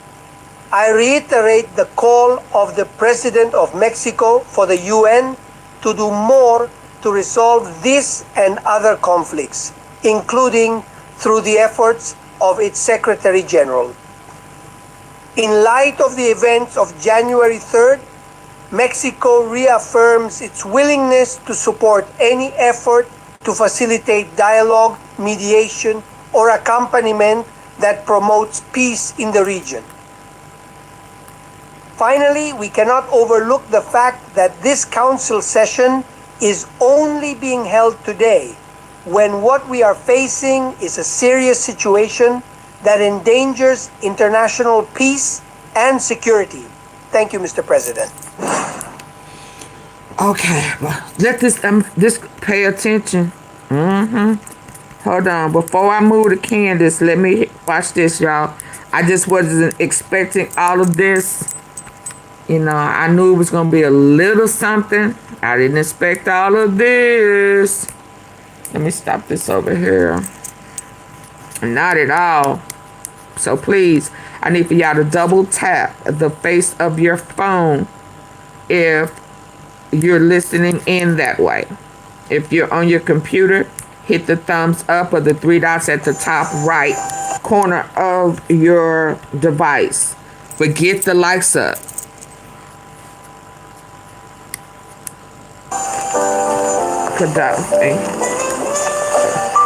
Hold on. Good. He's a narco-terrorist. He destroyed his... Now look. Okay, so hold on. Most people have no idea of what's about to happen out there. Okay, and I don't know what he finna say is, Bill. Now, I know that you in these Epstein files. Please don't be just agreeing with him so that, you know, he won't tell. Well, you already know he's such a pickle. So please don't come in here talking crazy. I know that you are pro-Israel, you and your wife. I know that y'all are Zionists. You know, I know this. But I need for you to think about, because y'all only care about yourselves. I want you to think about your wife, your daughter, your son-in-law, and your grandbabies. And I want you to think about what's right and what's wrong. Now, I know that's hard for you to do because you don't believe in Jesus Christ. But I'm waiting on y'all to double tap the face of y'all screen and get the likes up before I start this. Y'all ain't figured that out yet? Y'all been over here on the cool. Not the people who've already did it. I'm talking about the ones that's up in the class that's mooching, ear hustling, but don't want to tap the button on your phones or hit the three buttons because you're spiteful and trifling. You got that Donald Trump syndrome. You feel entitled to sit here and eavesdrop and hustle, ear hustle, but you don't want to send a super chat, super sticker, cash out, and then at the very least, the most inexpensive way is just to double tap the face of your screen. Okay, thank you. Thank you. That's the least you can do. And so that way I don't have to keep stopping. Because there's places, I still got to go after this. Susan, thank you, precious. I didn't want to. Oh, I do see Susan. Oh, Lord, I need to put some eye drops on my eyes. We good. When you subscribe. Yeah, but I still have to get it to make sure that it reaches the algorithm. I'd love for the truth to go out. So yes, I appreciate that support, but I definitely want the truth to be heard. Hey, let's go. This morning about something that happened just hours ago, something that's going to change. Now look, I want to talk to you this morning about something that happened just hours ago, something that's going to change the conversation about America's role in the world, about presidential power, and about what we stand for as a nation. And I need you to stay with me on this, because the decisions made in the next few days and weeks are going to matter for a long time to come. Early this morning, January 3rd, 2026. Oh, this was the 3rd. United States So he don't know what done happened since conducted a then. strike on Venezuela. Do we still want to President listen to Nicolas- this, even though it's late? Even though it's 2 days old, y'all still want to hear this? I thought it was today. Oh, it did say 2 days ago. Let me see if there is something current. Y'all tell me, since it's 2 days old, do we still want to hear this? Let's see if it's something current. Do we still want to listen to this? Listen. Okay, let's go.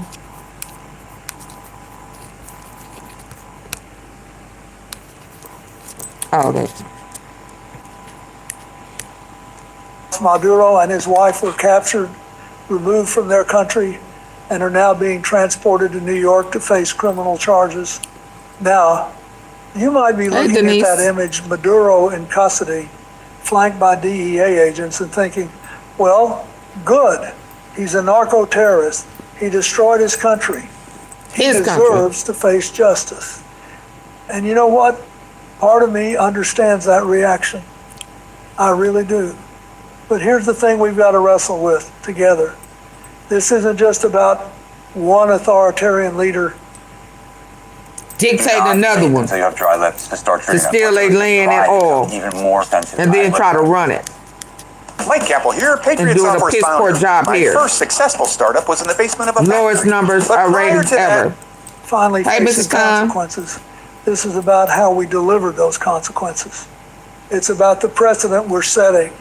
It's about whether we acted Show within is, our own Susan. Constitution, within international law, and with the support of our allies. And it's about what happens next, not just for Venezuela, but for our You're welcome, democracy and our KCL. standing in the world. I've been around long enough to know that every military action looks different in hindsight than it does in the moment. Hot What seems ABM. decisive today can look reckless tomorrow, and we'll come back to that in a moment. But first, we need to understand how we got here and why this moment is more complicated than it might appear. Let me tell you something about Venezuela. When I was president, Venezuela was a functioning democracy, imperfect, sure, but democratic. It had the largest oil reserves in the world, a growing middle class, and real potential. Today, it's a humanitarian catastrophe. More than 7 million people have fled the country. That's nearly a quarter of the population. The economy has collapsed, democratic institutions have been dismantled, and at the center of it all has been Nicolas Maduro. Now, Maduro came to power in 2013 after Hugo Chavez died, and he's held on to it through fraud, repression, and violence. The 2024 election, which he So claimed to win, hit Trump. was widely recognized as fraudulent. The opposition leader, Trump. Maria Corina Machado, had to go into hiding. She just received the Nobel Peace Prize in Norway last month, and she couldn't even live safely in her own country. Meanwhile, Maduro turned Venezuela into what prosecutors have called a narco state. In March 2020, So Trump promised her this. during President Trump's first term, the Justice Department indicted Maduro on narco-terrorism charges, alleging that he used Venezuela's government to traffic as much as 250 tons of cocaine annually. So let's be clear. Maduro is not some misunderstood leader. He's a criminal who destroyed his country, enriched himself and his cronies, and caused So he's immeasurable Trump. suffering. The Venezuelan people deserve better. They deserve justice. democracy and a chance to rebuild their lives. But here's where it gets complicated, and this is important. Let's go. The question before us isn't whether Maduro deserved to face justice. Of course he did. The question is how we chose to deliver it, who we consulted, what legal authority we relied on, and what happens now. Because the method matters just as much as the outcome, and we'll come back to that. Here's what we know happened in the early hours of January 3rd. Multiple explosions rang out across Caracas, at least 7 blasts in less than 30 minutes. Hey, Stacy. Low-flying aircraft swept through the capital. The targets included military installations, including the FTUNA military complex where Maduro and his wife were staying. Delta Force operators, our military's elite special mission unit, captured them both and removed them from the country. Venezuelan officials say civilians and military personnel were killed. Yes. Though we don't yet know how many. Maduro and his wife are now aboard the USS Iwo Jima, heading to New York to face those 2020 narco-terrorism charges. Now here's something that caught my attention. This operation happened exactly 36 years to the day after the United States invaded Panama and arrested Manuel Noriega. I don't think that's a coincidence. I think it was deliberate symbolism. But symbols are one thing, legal authority is another. And that's where things get murky. Okay. Attorney General Pam Bondi says Maduro will face the full wrath of American justice. The administration claims Maduro isn't a legitimate leader and that Venezuela became a criminal enterprise. Some supporters argue the president has inherent Article II authority to protect Americans from threats. But here's the problem. The Armed Services Committees in Congress, both parties weren't notified before this operation. There's been no authorization for the use of military force passed by Congress. Senator Tim Kaine called it an unauthorized military attack. Representative Jim Hines demanded immediate briefings and legal justification. Now look, I'm not a lawyer anymore, but I was president for 8 years, and I can tell you, when you use military force, especially force that removes another country's leader, you'd better have your legal ducks in a row. Okay, hold on. Military attack. Representative Jim Hines demanded immediate briefings and legal justification. Now look, I'm not a lawyer anymore, but I was president for 8 years, and I can tell you, when you use military force, especially force that removes another country's leader, you'd better have your legal ducks in a row. You need congressional support, you need allies on board, and you need to be able to explain clearly and convincingly why this was necessary and lawful. Let me talk for a minute about presidential decision making, because I've been there. You sit in that Oval Office, you get intelligence briefings, you see threats developing, and you feel the weight of responsibility to act. I understand that. I really do. And I'm not going to sit here and tell you that dealing with someone like Maduro is easy. Defenders in cybersecurity. He sounds just like Trump. They should have streets, sandwiches, and babies named in them. Because it's not. The man was running a criminal enterprise disguised. Disguised as a government. He was flooding our country with drugs. That's what y'all was doing too, though. He was torturing his own people. Well, that's what was going on Dealing with someone Epstein. like Maduro is easy. Because it's not. The man was running a criminal enterprise disguised as a government. He was flooding our country with drugs. He was torturing his own people. But here's what troubles me about how this decision was made. According to reports, Congress wasn't consulted. Our European allies, countries that share our concerns about Maduro, are expressing surprise and concern about sovereignty violations. The British Prime Minister had to clarify they weren't involved. The European Union is calling for restraint and respect for international law. Even some Republicans in Congress are asking questions about legal authority. When I had to make decisions about military force Haiti in 1994, Bosnia in 1995, Kosovo in 1999, I worked with Congress. I built coalitions. So far, I haven't had I made the case to the American people and to our allies. But yeah, I have. Did everyone agree? No. but they understood why we were acting, what the legal basis was, and what we hoped to achieve. That consensus building isn't just political courtesy, it's strategic necessity, because what happens after you act is just as important as the action itself. And that's what worries me most here. President Trump told Fox News that we're deciding what is next for Venezuela, and that we'll be involved in it very much. But Venezuela's future should be decided by Venezuelans, absolutely, not by us.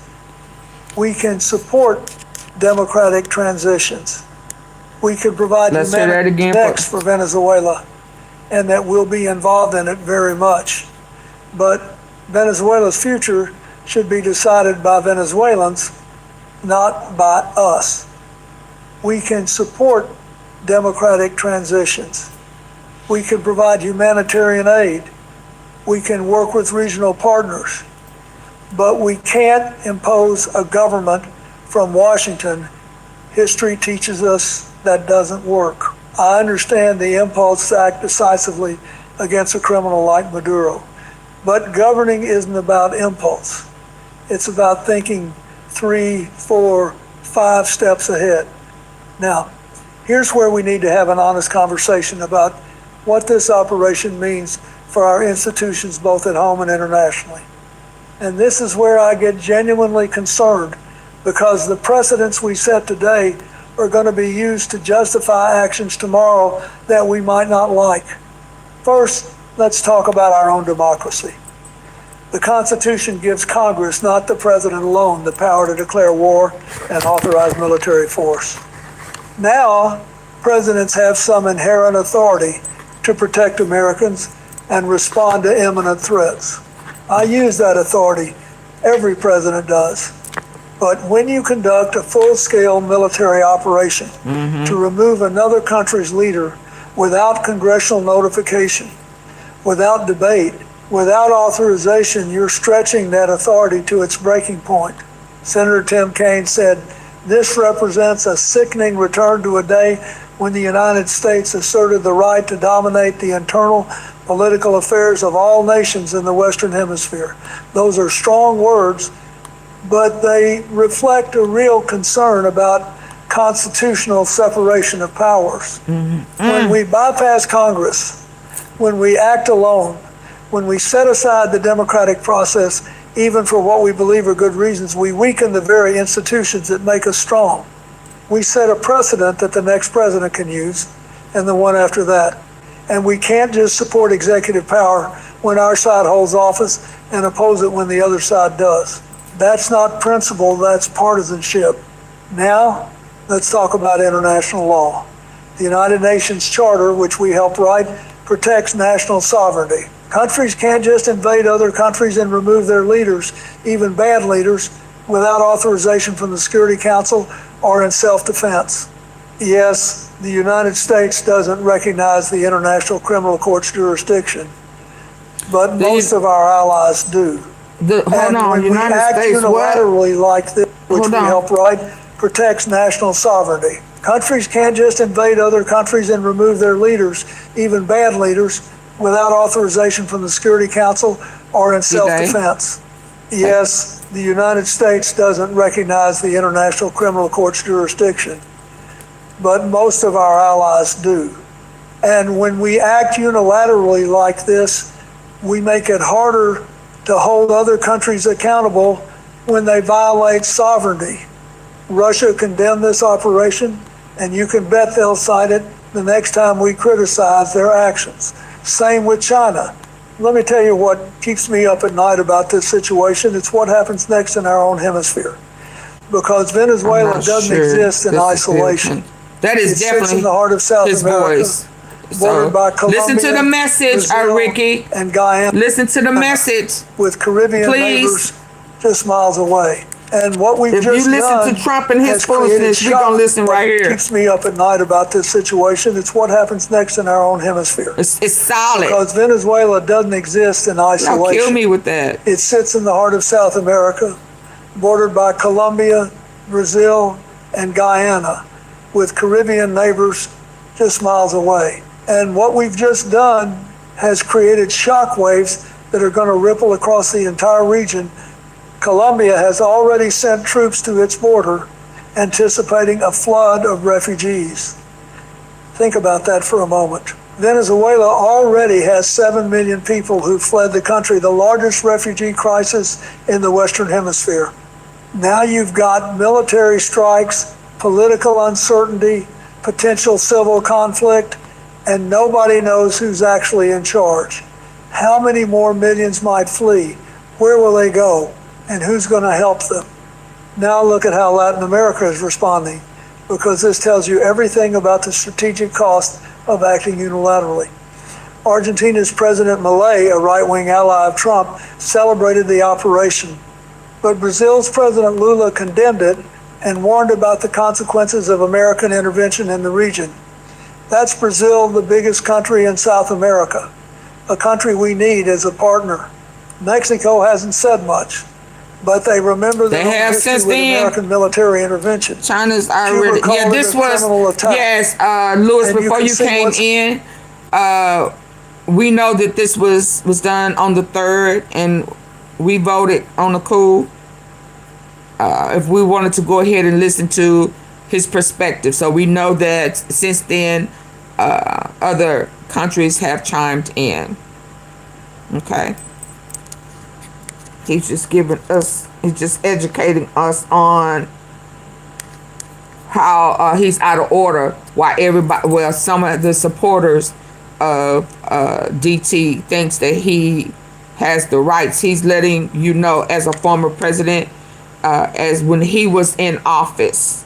He's not making excuses for Maduro, but in regards to the U.S., he's explaining to you what's going to happen, what should have happened, and the dangers of what happened. That's Brazil, the biggest country in South America, a country we need as a partner. Mexico, laterally. But it's almost like he's intentionally burning bridges with our allies on purpose. It just seems like a lot of this is intentional. Everybody is a problem,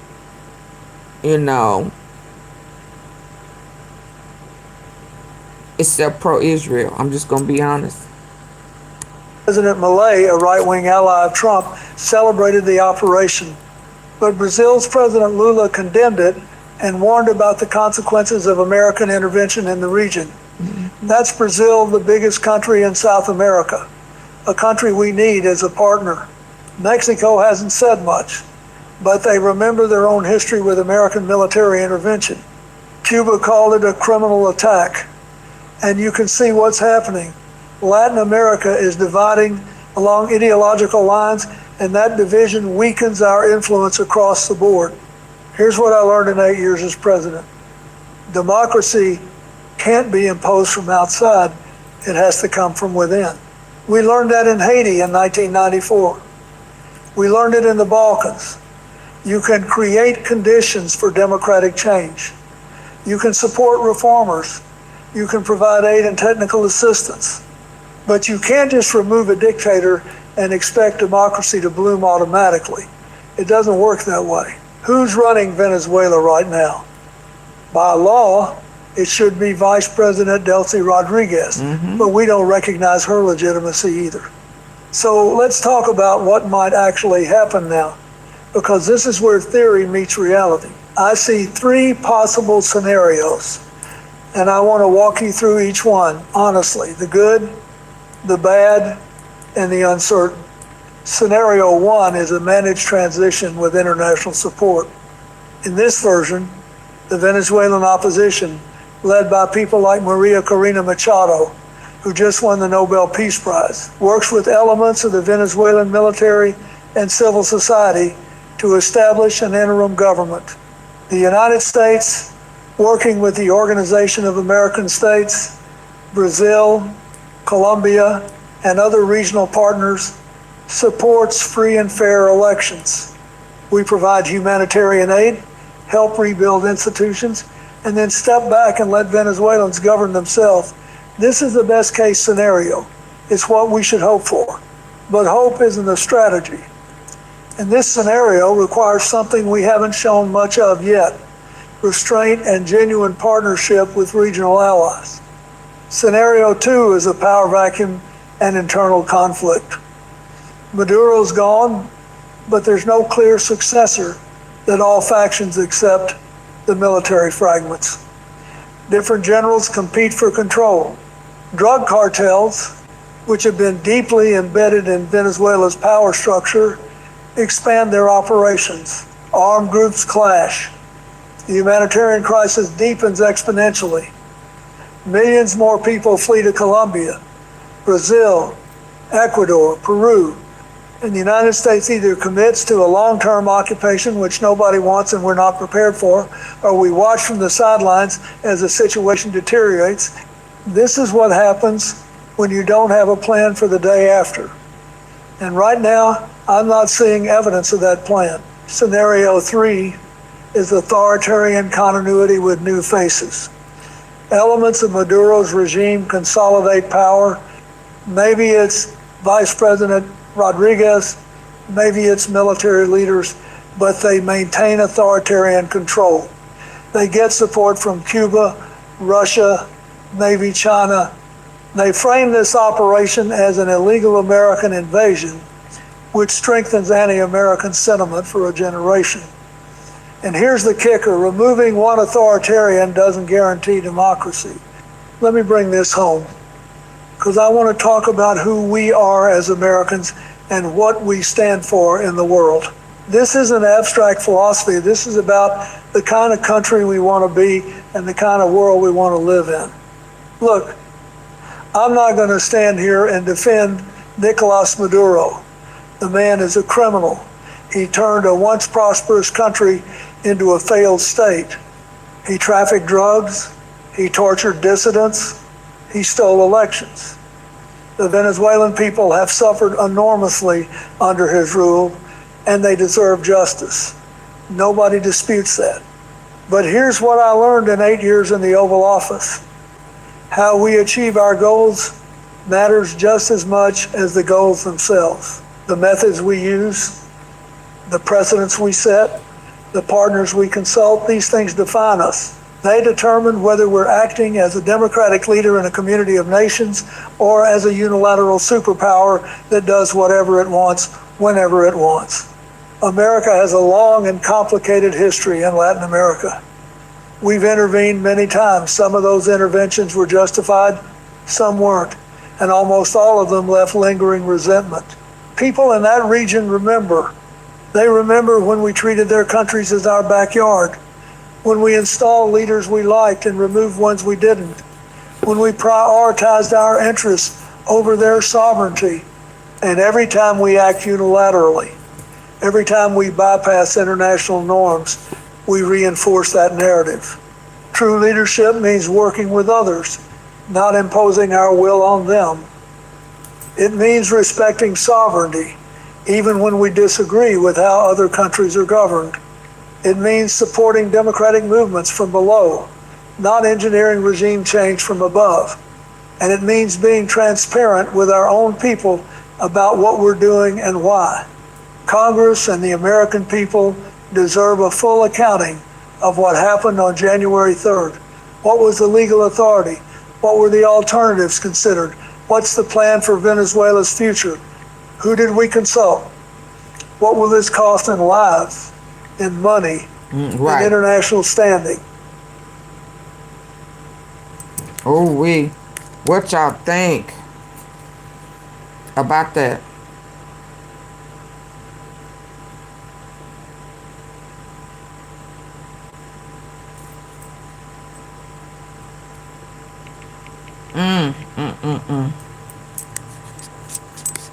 And that's how he ended it. Hold on. America has a long and complicated history in Latin America. We've intervened many times. Some of those interventions were justified, some weren't, and almost all of them left lingering resentment. People in that region remember. They remember when we treated their countries as our backyard, when we installed leaders we liked and removed ones we didn't, when we prioritized our interests over their sovereignty. And every time we act unilaterally, every time we bypass international norms, we reinforce that narrative. True leadership means working with others, not imposing our will on them. It means respecting sovereignty, even when we disagree with how other countries are governed. It means supporting democratic movements from below, not engineering regime change from above. And it means being transparent with our own people about what we're doing and why. Congress and the American people deserve a full accounting of what happened on January 3rd. What was the legal authority? What were the alternatives considered? What's the plan for Venezuela's future? Who did we consult? What will this cost in lives, in money, He consulted in international Bibi standing? Netanyahu. I bet you anything he consulted Bibi Netanyahu. I bet you that. I bet you that. Not NATO. Okay.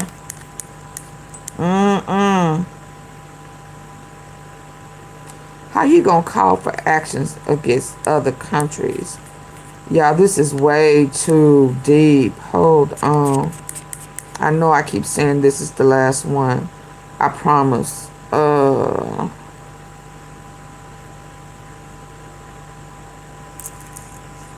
Trump. That's too long. I can't do that one. Hold on.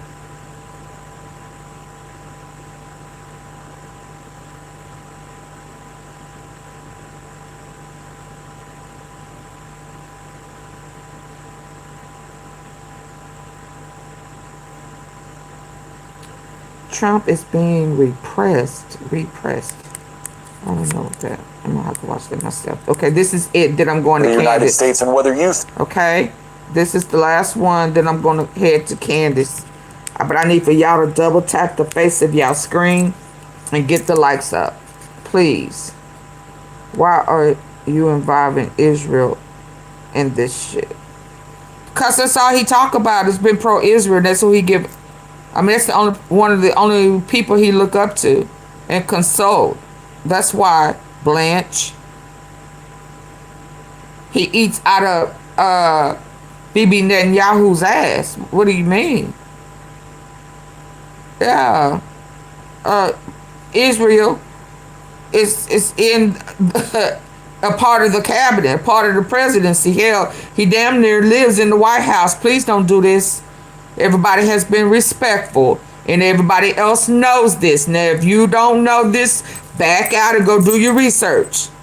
But he be all up in Bibi Netanyahu till end because he has side deals and investments with Bibi. There's no way we should be funding it. Lady, look here. Don't make me go there with you. Because our blinders are off. And we see it for what it is. You understand now? Hell you mean why? Yeah, okay.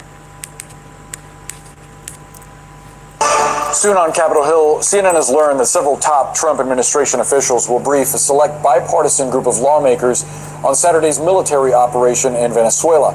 This briefing comes as some members of Congress are questioning the legality of the mission, as well as the government's plans for Venezuela going forward. Multiple Democratic lawmakers have been especially critical, accusing President Trump. Hold on. Take him down so y'all can see.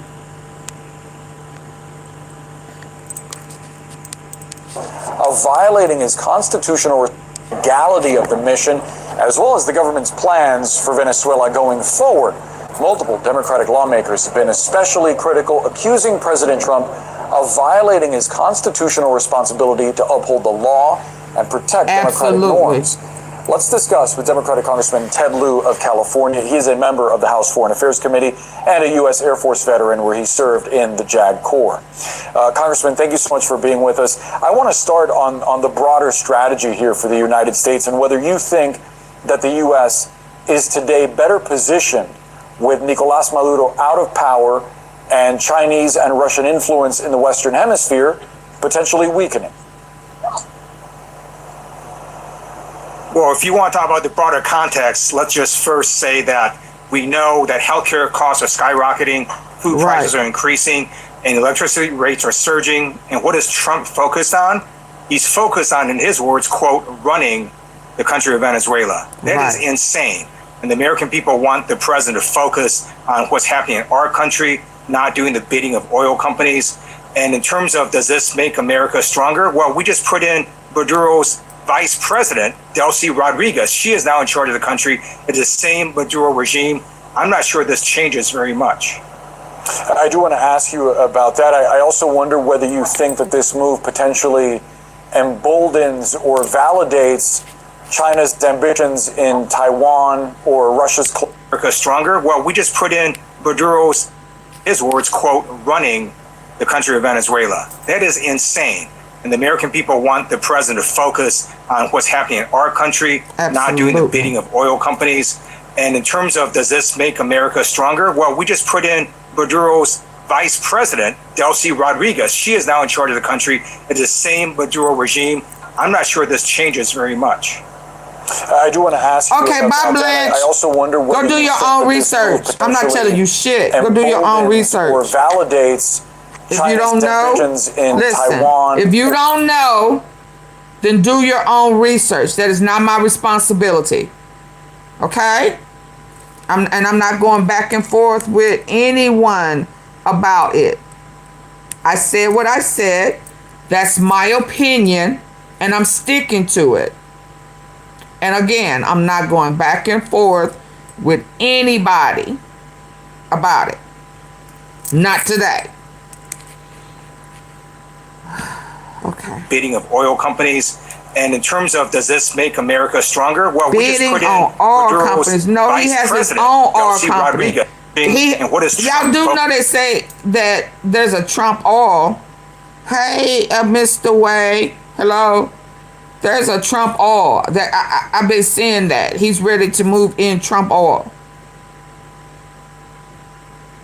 I thought it was about drugs. I thought it was about the drugs coming in. What is Trump oil? Oh, okay. So again, you ready to deport Venezuelans so that they can go over there and do free labor and get Trump oil? Because this kind of reminds me, y'all, if memory serves me correctly, when the CO-19 popped off, that he tried to act like he ain't never heard of that before. Although his grandpappy died of the swine flu or the super fly, whatever that one was, pandemic. His plan was to come up with a cocktail. Didn't he come up with with Pfizer and whoever? I can't remember, y'all. I'm tripping. But didn't he have a cocktail that he was gonna try to push? So you create these situations, and then you're gonna run around and try to market it, and so that you can come up and dictate, make money. But you were a part of creating, approving the COVID-19. Just like right now, you bypassed the proper protocol, right? Because you had a few pre-superfly. Y'all know I shit. Yeah, and so now you're going to go over there and steal the land, steal the money, steal the oil, and then you're going to go be a part of building. So there's going to be a Trump brothel. Yeah, also implemented, included in the regrowth, the rebuild in Venezuela. And you're going to have the people, the taxpayers, or whatever their process is, pay for it. So you're going to use their money. So this is all the plan. And then steal the oil and then sell it at, much higher rate than what I'm sure than what you were being charged when when you was trying to make a deal. This is crazy.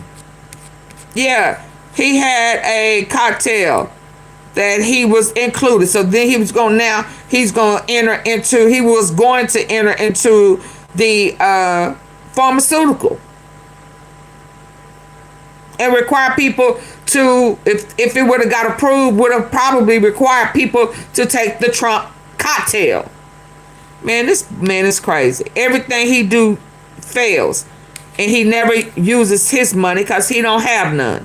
Food prices are increasing and electricity rates are surging. And what is Trump focused on? He's focused on, in his words, quote, running the country of Venezuela. That is insane.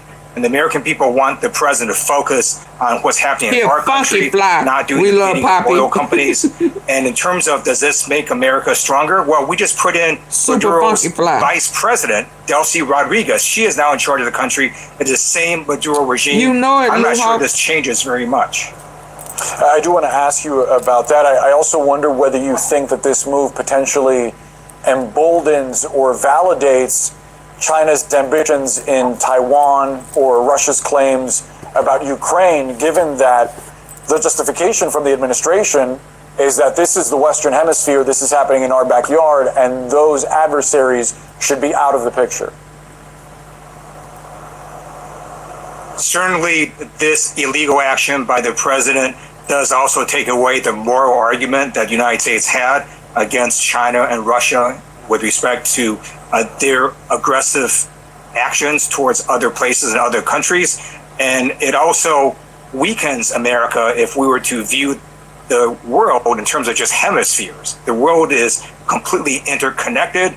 And if you're going to enhance Russia in where it is, it's going to threaten Europe. And then if you're going to enhance China, it's going to threaten countries in the Pacific. So it's not good to view the world in just hemispheres. It is all interconnected.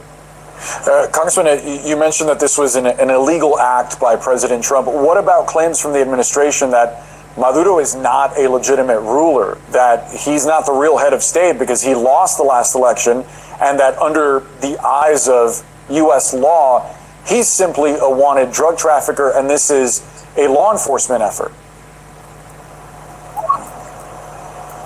I've never seen a law enforcement effort that uses bombs and airplanes and Delta Force. So this is clearly a military operation as well. And if the president is going to use force against a sovereign nation, he needs to get the approval of Congress. Congress never authorized this action. We were never told about it beforehand. So this is clearly a military operation as well. And if the president is going to use force against a sovereign nation, he needs to get the approval of Congress. Congress never authorized this action. We were never told about it beforehand. We never authorized this use of force. It's simply flat out illegal. And again, the American people want the president focused on helping our economy. That's why, according to Reuters poll, only 1 in 3 Americans support this operation. Instead of helping our economy, the president, again, is helping oil companies, and that is wrong. I do want to ask you, as you noted a moment ago, about Delcy Rodriguez, the interim president in Venezuela.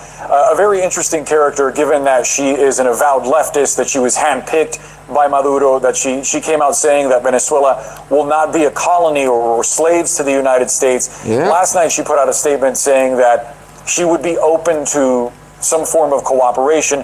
Clearly, administration officials, people that have spoken to CNN as sources, they have confidence that she is going to allow entry to U.S. oil companies, that she is going to apparently at some point facilitate some kind of democratic process, as the president put it last night on Air Force One. Do you think that she has struck some kind of deal for protection with the United States? Why else would she seek to execute the Trump administration's vision for Venezuela if she herself, her entire background is refuting that? So first of all, thank goodness none of our brave military personnel died in this operation, but several, in fact, were injured. And according to Venezuela, approximately 40 people in Venezuela died. And so if the president is going to use military force for oil acquisition, he's got to get the approval of Congress. And according to Venezuela, approximately 40 people in Venezuela died. And so if the president is going to use military force for oil acquisition, he's got to get the approval of Congress. We can have a debate on this. Should we use our military to just go to different parts of the world and try to help oil companies get oil? We can have a debate on that, but he can't just send in military force to do that. So this is simply a legal operation. And how did Iraq work out when we went out there to get oil? I mean, presumably, according to reports, Iraqi officials also cooperated with the U.S., and that was an endless war. And so the fear is that this may not work out in Venezuela. And again, it's the same regime that Maduro put in place. We now have his handpicked successor in place. I don't see how this changes very much. What should the U.S. do then to guarantee that there will soon be democratic elections in Venezuela? Well, we should absolutely push for democratic elections. And by the way, the person who was elected democratically, the Trump administration is not supporting. The person who is not allowed to run, Machado, the administration is also not supporting. So the administration is basically supporting the same brutal regime that Maduro put in place. And so I don't really understand what the administration's strategy is. And that's because the president hasn't articulated a strategy. Look, it's really easy to use our amazing military to accomplish amazing missions. It's always the day after that America has a lot of problems figuring out. And it's this day after that the president and the administration has not articulated as to what the end goals even are. Lastly, Congressman, what questions do you think your colleagues should be asking the administration officials that are briefing some lawmakers later, including administration officials, I should note, like Secretary Marco Rubio? Well, Secretary Marco Rubio needs to explain why he lied straight up to Congress. I was in the classified briefing where Secretary Rubio looked us in the eye and said... Him lied. Straight up lied. Oh, do tell. Oh, do tell. He's a liar. Well, Secretary Marco Rubio needs to explain why he lied straight up to Congress. I was in the classified briefing where Secretary Rubio looked us in the eye and said basically the use of military force would not occur without first coming to Congress to get authorization for the use of military force. He straight up lied to Congress. He needs to explain to himself, to us, why he did what he did. Congressman Ted Lieu, we have to leave the conversation there. And that's your final answer, sir? He straight up lied to us. I was there. Yes, so don't ask me, Nadine, until you tell me, Rubik's Cube, why you lied. Rubik's Cube. Yeah. So don't ask me my other thing until you tell me why you lied. Well, Secretary Marco Rubio needs to explain why he lied straight up to Congress. I was in the classified briefing where Secretary Rubio looked us in the eye and said basically the use of military force would not occur without first coming to Congress to get authorization for the use of military force. He straight up lied to Congress. He needs to explain to himself, to us, why he did what he did. Congressman Ted Lieu, we have to leave the conversation. He want to say, explain to us. Now, you need to tell us and lie to yourself. Rubio scooping up so much. Oh yeah, they lying in their pocket. Hell, as retarded as Leslie Graham was acting on that plane yesterday. It seemed like he had a drink, had a sniff, and put a little something extra in his pocket. It's a lot of that going on. But he said Rubio, Rubik's Cube, all of that little playful stuff. He said, I ain't finna play with you. Okay, y'all, I need for us to go stand up, go get us some water and some tea, because I'm finna go straight on into Candace. Okay? But I need to go take a potty break and get some tea. Money will be eaten. Now, it's the root of all evil. The Trump train has no brakes. Oh yeah, and they trying to use the appeal process to slow stuff down, but it appears that they trying to expedite it. I'm not gonna play with you. Don't keep coming in here. Don't send me nobody that's not have passed the right bar. Don't send me none of your ex beauty pageant dumb blondes, none of that. Turn your sound from 100% to 600% with yeah, sound that's push. why they seized the property hit today. Add to Chrome. I hope. All right, you guys. Happy New Year. Candace. I hope they get the Trump Tower and go and sell all that gaudy. I mean, I used to love me some gold. Now I ain't gonna front on gold.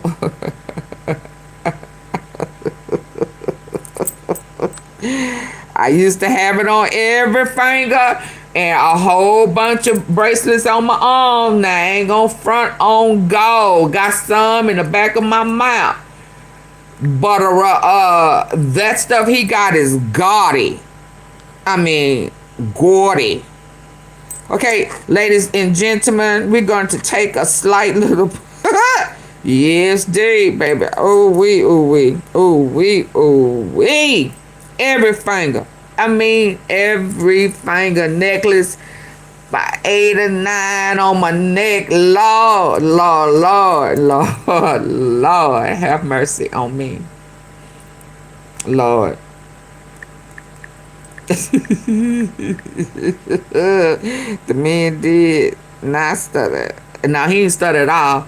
He was straight looked straight into the camera. Yeah, no. Don't make me do some foot shoe on you.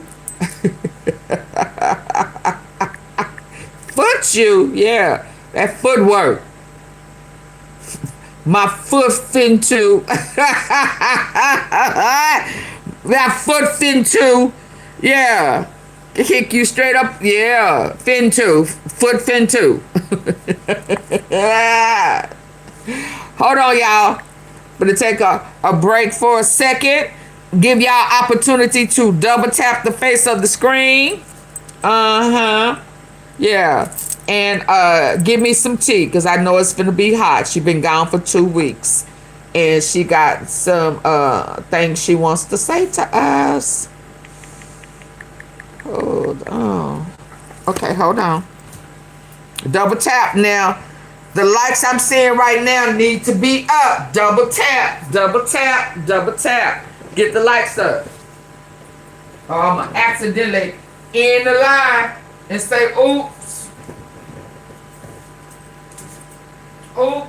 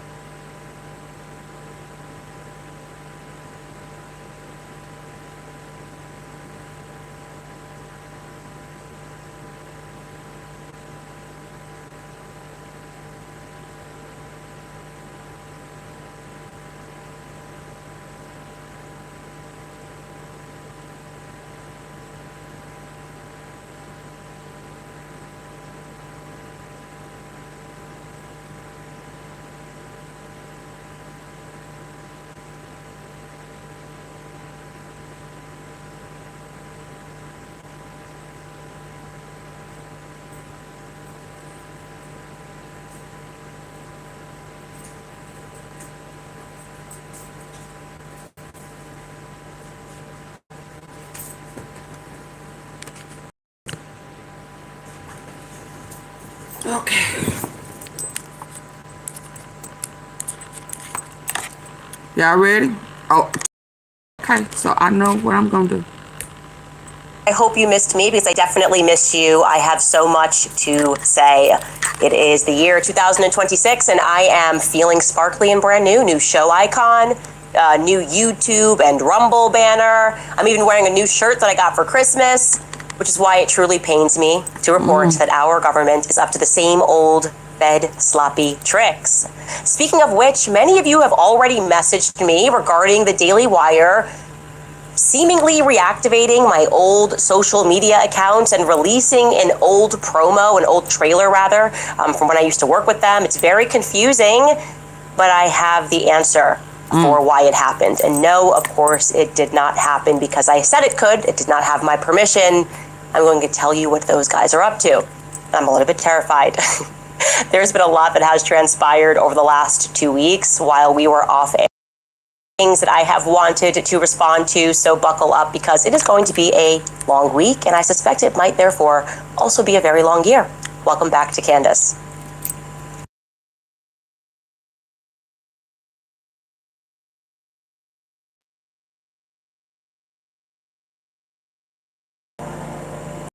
Oh, that's cute. Get the lights up, y'all. Shopping, planning, and cooking food really can be simple and stress-free. I've been using Hungry Root for a couple of years, and I will never go back. Hungry Root. Where should we begin? I'm going to begin with Johnny. I ran into an 11-year-old boy at the bakery this weekend, and his name is Johnny. He's from St. Louis, and he watches my show every single day with his mother. I thought that was really sweet, and I told him that when I was back, I was going to shout him out on the very first episode of the new year. So Happy New Year to Johnny from Missouri. Happy New Year, actually, to everyone except for Andrew Colvett, the spokesperson of Turning Point USA, who has been working behind the scenes to have me smeared. Yeah, Andrew, you got caught. And today I sentence you to truth. Oh, wow. And that's never a good thing for people who lie on my name, okay?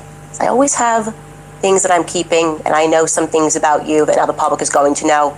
And before I tell you guys how Andrew got caught, and I mean caught, I'm talking hand in the cookie jar, red-handed, orchestrating attacks against me via obscure YouTubers, I would like to at first go back and revisit Turning Point USA's end-of-year conference, AMFest, supposed to be America Fest, because I was not on air for all of it. I was just on air for the beginning. And I have a lot of things that I feel that I need to get off of my chest about that event. And it's never too late. And I want to say this also. History books, they're not going to be fair to me. I think we know that. When I am long gone from this earth, the history books are not going to tell the truth about the things I did. They're not going to tell the truth about my contributions. But I want to be clear that I want to be remembered as the person who was holding the internet back. Last year, I was in earnest holding the internet back. Everyone was coming at Turning Point USA, at all these allegations. And I was like, no, chill, just give them some time. Everybody grieves differently. Just give them some time. Yeah, you sure it's did. different. But now I quit, okay? Hands down, I am letting the internet go. I am done, okay? I'm already the media's public enemy number one, but now I feel ready to fully embrace that. I want to let that hit me like a tidal wave because there was one solitary thing, amongst a great many other things, I should add, but there was one solitary thing that happened at AmFest, which was the straw that broke this camel's back. What do you guys think it was? What do you think it was that happened at AmFest that just sent me over the edge? Before we hone in on that detail, I think the bird's eye view of AmFest is that it looks like a convention for a pyramid scheme. I think that's fair. I think that is a fair interpretation of everything that we watched. The conference looked and felt like a weekend in Las Vegas, like Disney World for adults, because that's what Las Vegas is. It's like Disney World for adults, or rather adults at Disney World with no kids, because there was something about it that was disturbing. And I think that the comedian Tim Dillon did a fantastic job of summing up how everybody felt watching it. Here is what he had to say, and I'd like to remind you You should be mad at Tim Dillon and not at me. He's the person that is saying the quiet part out loud. Take a listen. This turning point kind of abomination that the right wing of this country has turned into like a bad reality show. And it's all of the fault of everyone, by the way. It's the fault of everyone speaking and everyone attending, and there's nobody that gets everything about this is weird and uncomfortable for everyone. And I'm not saying she killed her husband or knew about it or whatever.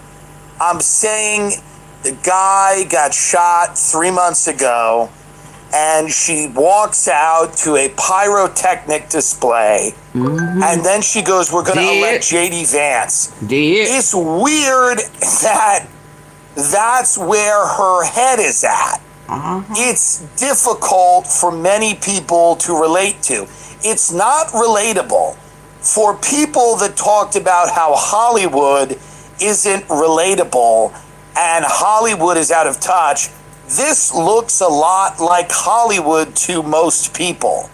And to go out through a stream of fireworks and sparklers and stand there in a glittering pantsuit and talk about electing J.D. Vance 3 months after your husband was killed, many people feel that there is something off about that. And we're starting to see that political people are the exact same thing as the Hollywood elites that they all love to dunk on. And we all look at this. This is Megan Thee Stallion twerking at the Kamala rally. This is deeply unsettling to a lot of people. It feels like you're being played. You feel it. It seems off. You feel like this is a coordinated and choreographed spectacle so that you are played. They want your money. That's what they got mad at Candace about. They're like, why are you telling people not to give us money? She's also saying you killed the guy. Why are you mad about the money? They're just mad that they're not getting money. Facts. They want your money. Facts. And they want to be celebrities. She was a reality, wasn't she a reality star? Okay, so that's an honest take. That is just a very honest take, and you can be mad at Tim Dillon, you can be mad at me for playing Tim Dillon on this show, or you can be someone that's concerned about the direction that the Republican Party is taking, and you can recognize that that's the truth, okay? You can keep deluding yourself, and you can keep pretending that this is not how the public received this event. This is not how Republicans are feeling. But you would, again, you'd just be deluding yourself. That's the truest take right there on the internet about how people felt when they watched it. It felt like everything that all of us on our platforms said that gave us the ick about Hollywood, when they got up on stage and they mocked people that lived between LA and New York City, and they mocked the farmers and the ranchers and people that supported Trump in 2015. That's the vibe that it's getting. It feels like we're being mocked. Now, for clarity, that's just broadly speaking. Like, broadly speaking, it was not relatable to the general public to see a situation where a man is murdered in broad daylight and the company that he built allows the very people who hated that man while he was still alive to simply pay enough money to speak main stage and pretend that they were best buds. There's something about that people just can't relate to. Like, yeah, Ben Shapiro didn't really like Charlie when he was alive, but he gave us $1 million. So he's going to be at AmFest, and he's not only just going to be at AmFest, he's going to walk out right after Erica Kirk opens up AmFest. And we just sort of expect the public to be fine with that. That actually happened. Now, maybe Turning Point USA is not striving for relatability, and that's fine. Money can, in fact, be your motive. But for me, when it moved toward becoming an abomination, the thing that sent me over the edge was when I saw the tent. Okay, I am Yes. never going to get over this tent. I could spend a week Right. discussing this tent. I could probably do agree. a month of content describing what it was like for me when I saw the tent and how I felt seeing the tent and what this tent actually now represents. Yeah, What am I but you've referring only to? Let's take hit a it listen once, to a because if reporter you who's hit at it more AMFest than once, it takes it away. Describe a scene behind her. But thank you. In the hallway outside of the speaking area. Take a listen. And you can see from behind me, this is a recreation of the tent where Charlie Kirk lost his life at Utah University in September, and people are taking selfies with it. That was crazy. I ain't gonna even lie. I can't. And you can see from behind me, this is a recreation of the tent where Charlie Kirk lost his life at Utah University in September, and people are taking selfies with it. Describe a scene behind her. Selfies. In the hallway outside of the speaking area. Take a listen. And you can see from behind me, this is a recreation of the tent where Charlie Kirk lost his life at Utah University in September, and people are taking selfies with it. I know. I can't. Horrible. I cannot. I am not capable of whatever that. When I saw this, I realized I do not know enough words. I had to consult a thesaurus, and I still could not land upon the correct adjective to describe how I felt when I saw that tent. People taking selfies under a recreation. I don't know if it's actually the tent. It looks like it's pretty old, or a tent that Charlie died under. That's what was happening at AMFest. Horrified. I was aghast. I don't think I ever described myself as aghast. I was aghast. It was ghastly to look at that and to people taking selfies under a recreation. I don't know if it's actually the tent. It looks like it's pretty old, or a tent that Charlie died under. That's what was happening at AMFest. Horrified. I was aghast. I don't think I ever described myself as aghast. I was aghast. It was ghastly to look at that and to realize that they made a conscious decision to allow that to happen. To what end? Okay. I was so aghast. I messaged people inside of Turning Point. I said, I want to know who approved this, because I know what's going to come next. You're going to say, oh, we don't know how it happened, and it's something fell through the cracks, and so much was going on. And we had no idea the tent that Charlie died on was being brought in as a display. We had no idea that was happening. Then it should have been taken down who did immediately. This? Who approved this? I want to know, because I have no authority to fire these people, but I want to pretend like I can fire the people who made this decision, everyone involved. And the answer that I got, you're not going to believe this, or you will believe this. That the person who approved this tent was the amazing that guy. Elizabeth McCoy. Potentially more amazing than her husband, Michael McCoy. Elizabeth McCoy was the person who approved this tent, so there's no way that they can come out and pretend like Erica didn't know this was happening, because she's very close with Elizabeth McCoy. Okay, she's very close with her. So for everybody on the outside looking into this, AMFest is when we realized that something very disturbing is happening in America. I feel like AMFest is, or what it did for me was it contributed to my realization that the future, the dark future that everyone's always predicting, like the AI future, it's here. We're actually here. I think that we are fighting machines.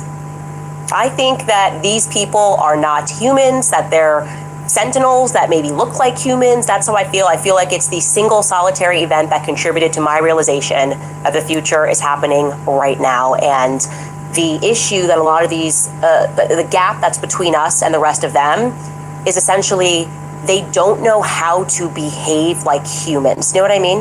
Like we're fighting an algorithm, a computer code that is presenting as a human being, but actually it can't comprehend real human emotion, and the programmers can't quite write the code specifically enough to emulate real human emotion. No, they're in creating. Response, they're just multiplying the sentinels, like they're sending more of them to say and do things that are obviously abnormal, that are obviously inhumane, and they're hoping that with enough of them pretending like it's fine, we can override our humanity. Like, well, everyone's saying this is fine, so it has to be fine. Everyone's saying it's fine, so it absolutely is fine. And there's something wrong with you if you don't realize why it's fine that we're hanging up this tent and taking pictures and selfies under it. I don't know. There's something wrong with you. You're just upset or something. The result of what's happening right now, and Tim Dillon is about to explain this, and I have a lot of Tim Dillon clips because he just spoke to me when I heard his take on everything. But the result is that right now what's happening in this country, and really all over the world, is that everything feels weird and wrong. That's why I kept saying last year that everything is fake and gay. It feels like we're watching a movie. It feels like we're all in the Truman Show, and everyone around us are actually robots. And things have gotten so abnormal that even things that should be abnormal, like RFK sexting, which is what Tim Dillon's about to describe, feels like that's the most normal thing going on. Take a listen to Tim Dillon.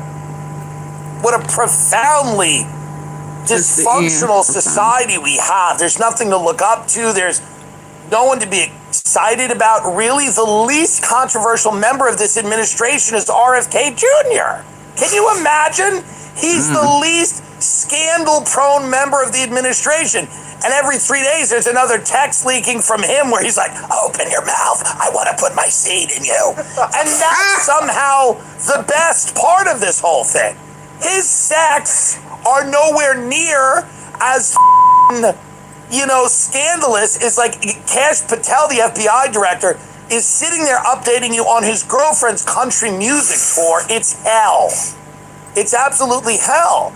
And Erica Kirk, God bless, tragic, and I'm sorry for what happened, but nobody knows why she's out there in a glittering pantsuit in a recreated tent that her husband tragically was murdered in, throwing merch out. She's out there talking to Nicki Minaj. People are confused. What's going on? Those are the three words that sum up this whole entire mess that we've created for ourselves.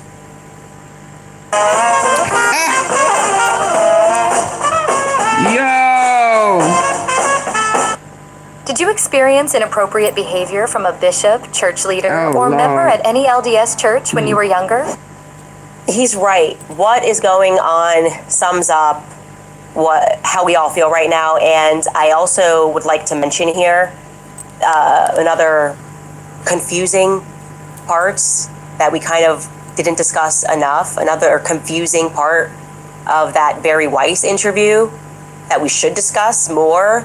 Everyone was making TikToks about the stop, just stop, but actually the most effed up part about that interview was CBS's decision to bring Hunter Kozak to ask Erica a question. Again, who approved this? I want to know who thought it up and who said, okay, yes, let's do it, because everyone involved in that process is what I think we're fighting right now. I think these are robots. There's no way reptilians. Somebody comes up with that idea, and then a team of people at CBS approve it. Again, they wanted to recreate the moment that Charlie died, but this time his wife was going to survive it. Hunter Kozak, last time we all saw him, Charlie died. Barry Weiss, bring him back. Erica's going to survive it. Now, to the computer programmers, I want you to know that to us humans looking into that, the part that you're missing is post-traumatic stress, displaced anger. Like, technically, Hunter Kozak didn't do anything wrong on that day at UVU, but I hate him anyways. That's how I feel. I hate him anyway. I don't ever want to hear his voice ever again, because he's the last person on earth that tried to stress out Charlie Kirk, right? Asking him a stupid question about transgenderism, and then Charlie died. So it's not fair, but I don't like Hunter Kozak. I just don't. And I think that that's a normal human feeling, right? Bringing him back to finish asking a question, like this time Hunter's going to get to ask his question, that's not relatable to the rest of us. It actually makes people who have a soul feel icky. So I want everyone to watch that moment. I want to invite you to go backward and to re-watch that moment and the manner in which Barry Weiss tees up this excruciatingly odd question. Take a listen. Erica, as you know, the last person that Charlie ever spoke to was a Utah Valley student named Hunter Kozak. He was asking Charlie a question that day when he was shot, and he's here tonight, and he wants to ask you a question. Hi there. So it doesn't matter what the question is. I wanted to tee that up so you could see it. How does that make you feel? How weird is that? The way that I feel when I watch that clip is like when Barry Weiss goes home at night, she just plugs herself into the wall to charge. That's how I feel. I just feel like that's it. We're just different. I don't know what species that is or what computer program that is, but I can't relate to that. I can't relate to the idea that if Jackie O, a few months later, decided to do interviews, that they would be like, hey, Jackie, are you down with like getting back into the car and we're going to drive back to the spot in Dallas, but don't worry, this time you're going to survive. Same people are going to be in the audience, but this time we're just going to recreate that. That's weird. So the real question that I have going into this year is how many of us humans are left? That's my energy in this year. How many humans are actually left? Because I think the war is already happening. And also, what's going to happen now? What's in the forecast for humanity in 2026? Because we've clearly woken up to the fact that everything is fake and gay. And we are therefore now reaching an inflection point. The people that rule over us, they tried it the nice way, I guess. They increased the pageantry. They used even more pyrotechnics and fireworks, and it seems like we're not biting. We are still talking about Brigitte Macron being born a dude. We're also still talking about the Epstein files. I'm sorry. So what's the next step? What's going to happen? Are they going to just get crazier? Yeah, I think the answers last year taught us yes. They want to start rewriting laws. They want to bankrupt people for knowing the truth. A real headline today, by the way, Brigitte Macron was quite literally born a male. And quite literally committed statute. Oh my. I may need to, what time is it? Y'all, my life, oh, that's heavy, Candace. Oh my goodness. I don't know what to do with that. I don't know if I need to start another live or what. Go ahead and get it off, girl. Drop down and get your eagle on, girl. Go. Make you feel? How weird is that? The way that I feel when I watch that clip is like when Barry Weiss goes home at night, she just plugs herself into the wall to charge. That's how I feel. I just feel like we're just different. I don't know what species that is or what computer program that is, but I can't relate to that. I can't relate to the idea that if Jackie O, a few months later, decided to do interviews, that they would be like, hey, Jackie, are you down with like getting back into the car and we're going to drive back to the spot in Dallas, but don't worry, this time you're going to survive. Same people are going to be in the audience, but this time we're just going to recreate that. That's weird. So the real question that I have going into this year is how many of us humans are left? That's my energy in this year. How many humans are actually left? Because I think the war is already happening. And also, what's going to happen now? What's in the forecast for humanity in 2026? Because we've clearly woken up to the fact that everything is fake and gay. And we are therefore now reaching an inflection point. The people that rule over us, they tried it the nice way, I guess. They increased the pageantry. They used even more pyrotechnics and fireworks, and it seems like we're not biting. We are still talking about Brigitte Macron being born a dude. We're also still talking about the Epstein files. I'm sorry. So what's the next step? What's going to happen? Are they going to just get crazier? Yeah, I think the answers last year taught us yes. They want to start rewriting laws. They want to bankrupt people for knowing the truth. A real headline today, by the way, Brigitte Macron was quite literally born a male and who quite literally committed statutory rape under the then French law against a 14-year-old student, has successfully secured a conviction against 11 people in France for cyberbullying. And the media is now, of course, trotting that out, pretending that that's proof that she's a woman. No, it is proof that France has now created laws and are willing to try people for telling the truth if the person who is lying feels bullied. That's what that means, just so we're clear. So if Rachel Dolezal is, as she is, actually born Caucasian and she's presenting as black, and you go online and you say, hey, you're actually a white girl. She could sue you if she feels cyberbullied. That's what's happening in Paris, and I think that's kind of an understanding of what they're trying to make happen here in America. The deep state is insisting on passing speech laws, and they're going to attempt to bankrupt me for knowing the truth about Brigitte. My hunt to find the perfect matte lippy is finally over. This is the Thrive Causemetics Sheer Strength Moisturizing Matte Lip Tint. Look at the difference in my lips. It's jam-packed with moisturizing ingredients like vitamin E, hyaluronic acid, and marine botanicals. I love how blurring this tint is. It smooths any harsh lines and gives a blotted effect. Even after Oh, wow. Now, this is a longer clip, and okay, so it's 11:43. There's my other device. I'm gonna set up another live for, because I'm gonna get off of this one. I don't like the lights on here. Hey, Pamela, the likes to views ratio, and y'all having a hard time getting the likes up. it is so worth listening to because it's brilliant. I honestly think this is dark comedic brilliance from Tim Dillon. Same people are going to be in the audience, but this time you're first going to recreate that. That's weird. So the real question that I have going into this year is how many of us humans are left? That's my energy in this year. How many humans are actually left? Because I think the war is already happening. And also, what's going to happen now? What's in the forecast for humanity in 2026? Because we've clearly woken up to the fact that everything is fake and gay. And we are therefore now reaching an inflection point. The people that rule over us, they tried it the nice way, I guess. They increased the pageantry. They used even more pyrotechnics and fireworks, and it seems like we're not biting. We are still talking about Brigitte Macron being born a dude. We're also still talking about the Epstein files. I'm sorry. So what's the next step? What's going to happen? Are they going to just get crazier? Yeah, I think the answers last year taught us yes. They want to start rewriting laws. They want to bankrupt people for knowing the truth.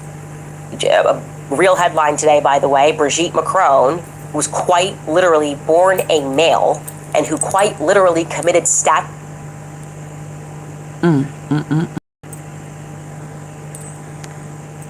Literally born a male. Court finds 10 people.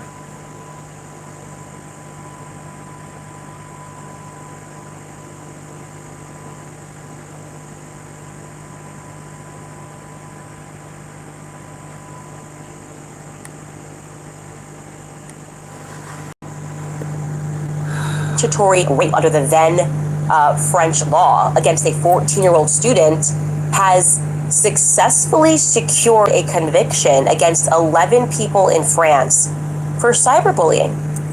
And the media is now, of course, trotting that out, pretending that that's proof that she's a woman. No, it is proof that France has now created laws and are willing to try people for telling the truth if the person who is lying feels bullied. That's what that means, just so we're clear. So if Rachel Dolezal is, as she is, actually born Caucasian and she's presenting as black, and you go online and you say, hey, you're actually a white girl, she could sue you if she feels cyberbullied. That's what's happening in Paris, and I think that's kind of an understanding of what they're trying to make happen here in America. The deep state is insisting on passing speech laws, and they're going to attempt to bankrupt me for knowing the truth about Brigitte. Now, this is a longer clip, and it is so worth listening to because it's brilliant. I honestly think this is dark comedic brilliance from Tim Dillon. Again, perfectly explaining this exact moment in time that we are all in. So to tee this up correctly, essentially Tim is discussing how our modern world and culture, we are all starting to realize, was created by powerful people who are into kids, like Jeffrey Epstein.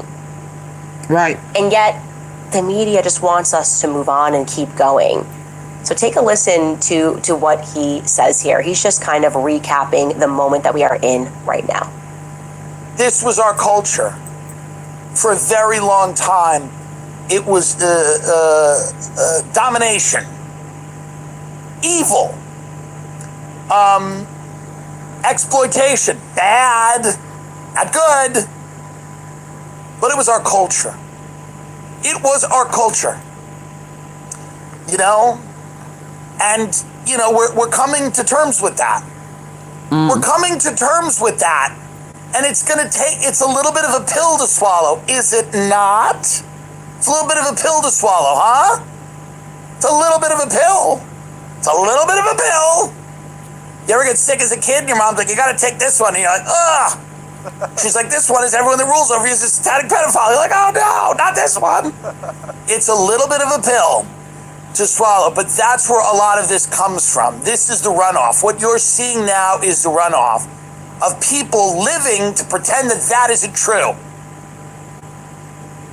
It is the denial of that culture that has produced this culture. Listen up, I'll say it again.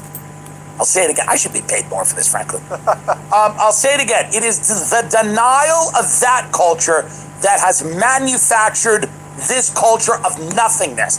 It is the unwillingness to look that in the face that has produced slop. That's what it is. It is the discomfort that comes from facing the fact that your greatest fears are true. And you're unable to process that, so you dive into the Eras Tour. You backstroke through the restaurant that serves the thing from the app that you saw. I don't feel like cooking today, so I'm trying 2 meals from Cook Unity to see if they're actually worth the hype. And first up, we're starting with this Mission-style chicken burrito with 42. You try to vacation in the right place to take the edge off. You know, it is the denial of truth that has delivered you here into nothingness, into emptiness, into a place where, do you want to see the amenities? The building is really nice, but you've got to see the amenities. The amenities are really over the top. The HOA is really high, but you have to see it because the amenities are so worth it. The amenities are amazing. There's this amazing room. You can use it if you have a party, like 12 to 15 people. You want to do a dinner. You can bring in a private chef. It's so amazing. They'll set right up and they'll do a dinner. You can actually bring in servers and a bartender. I've done it before. It's amazing. It actually connects to a terrace. What's great about it is it's actually for everyone in the building to use. You can reserve it, but it's very easy. You just do it on the app. Is the world run by satanic pedophiles? There's also a rooftop garden. It's amazing. I go up there. I have coffee all the time. You can go. So you get a special key when you come here, and it'll only go to your floor, so you don't have to worry about any of the security. And at the top of the building, there's a rooftop garden, and you can sit there, and you can even do yoga, because it's actually super private. There's like alcoves.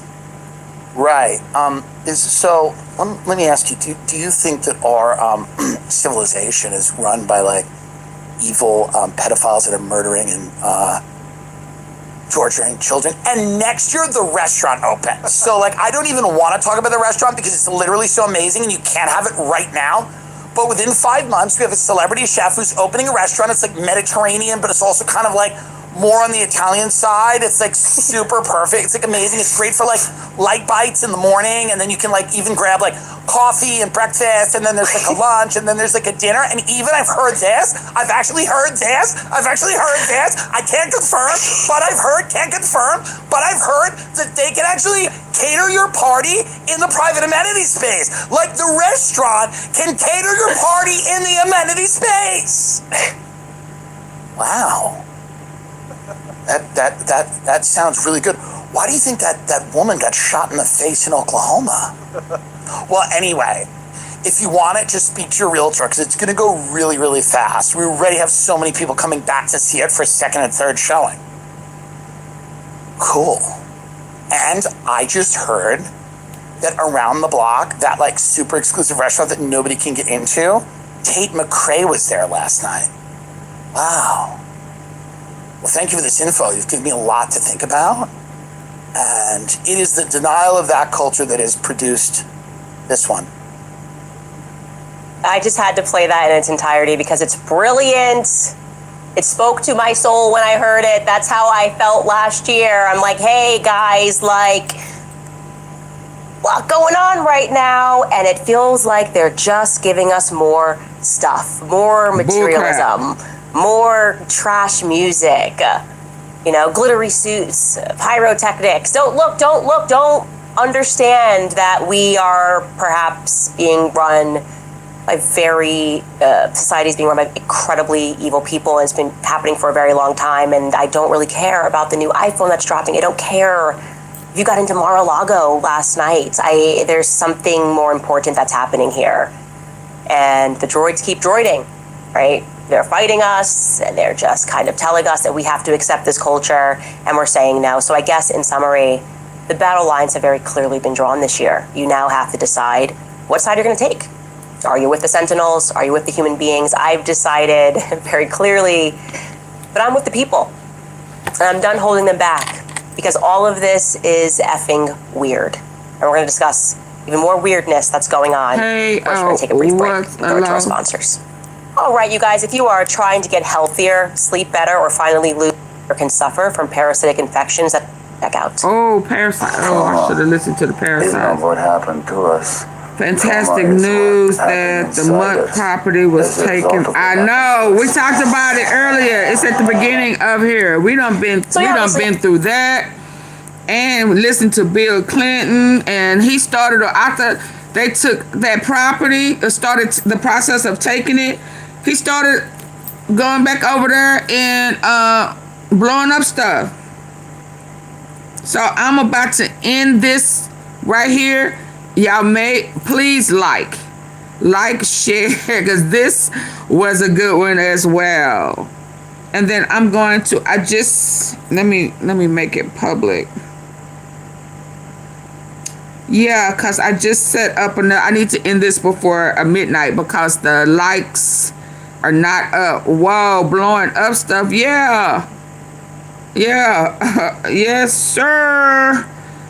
And now Pakistan, Cuba, China, Iran, Russia. I thought it was I think I heard Brazil. Yeah, they joining forces against us. Hey, Monty Trucking. Yeah, what time is it? 55. How can I do that over here? Yeah. Oh, yeah. And they really want to sell all that gold out of Trump Towers. They want that one for sure. And that other one, 40 acres in a Trump or something. I don't remember. But it was a couple of them. But whoa, when I heard Trump Towers, that's where they have all that gaudy. Well, it's African gold, so I ain't gonna go too tough on the gold. But yeah. It's not working for him. Yeah, I went to church.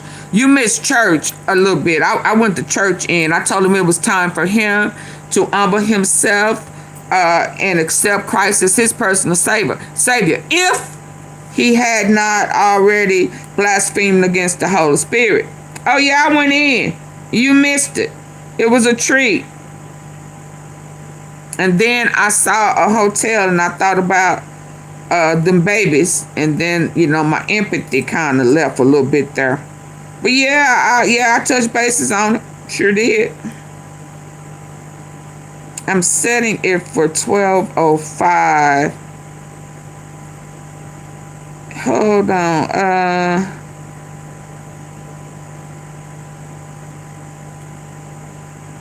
Yeah, so I can end this one and come right on back. And I want y'all to be able to see it before so I just made it public. Damn, I'm missing everything. You didn't get a notification? Oh, you at work. You at work. I'm finna start over. So I'm finna end this one. Do y'all see it? Okay, so everybody right now, before I end this, on this live, there are 3 dots at the top right. Everybody hit those 3 dots. Okay? And where it says go to channel, spinning wheel. Yours is spinning? You buffing? I'm looking over there, mine not buffing. That's yours.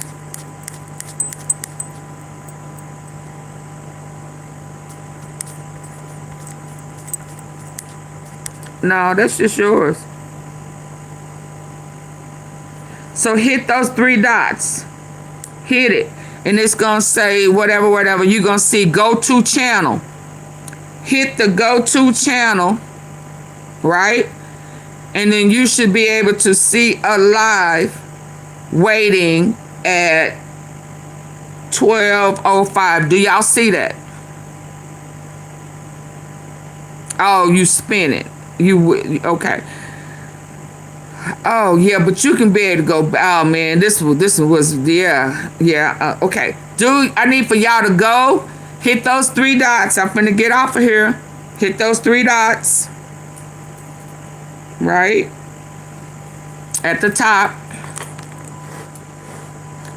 Go to the channel. Connect to channel. Go to the channel. Something like that. And meet me over there.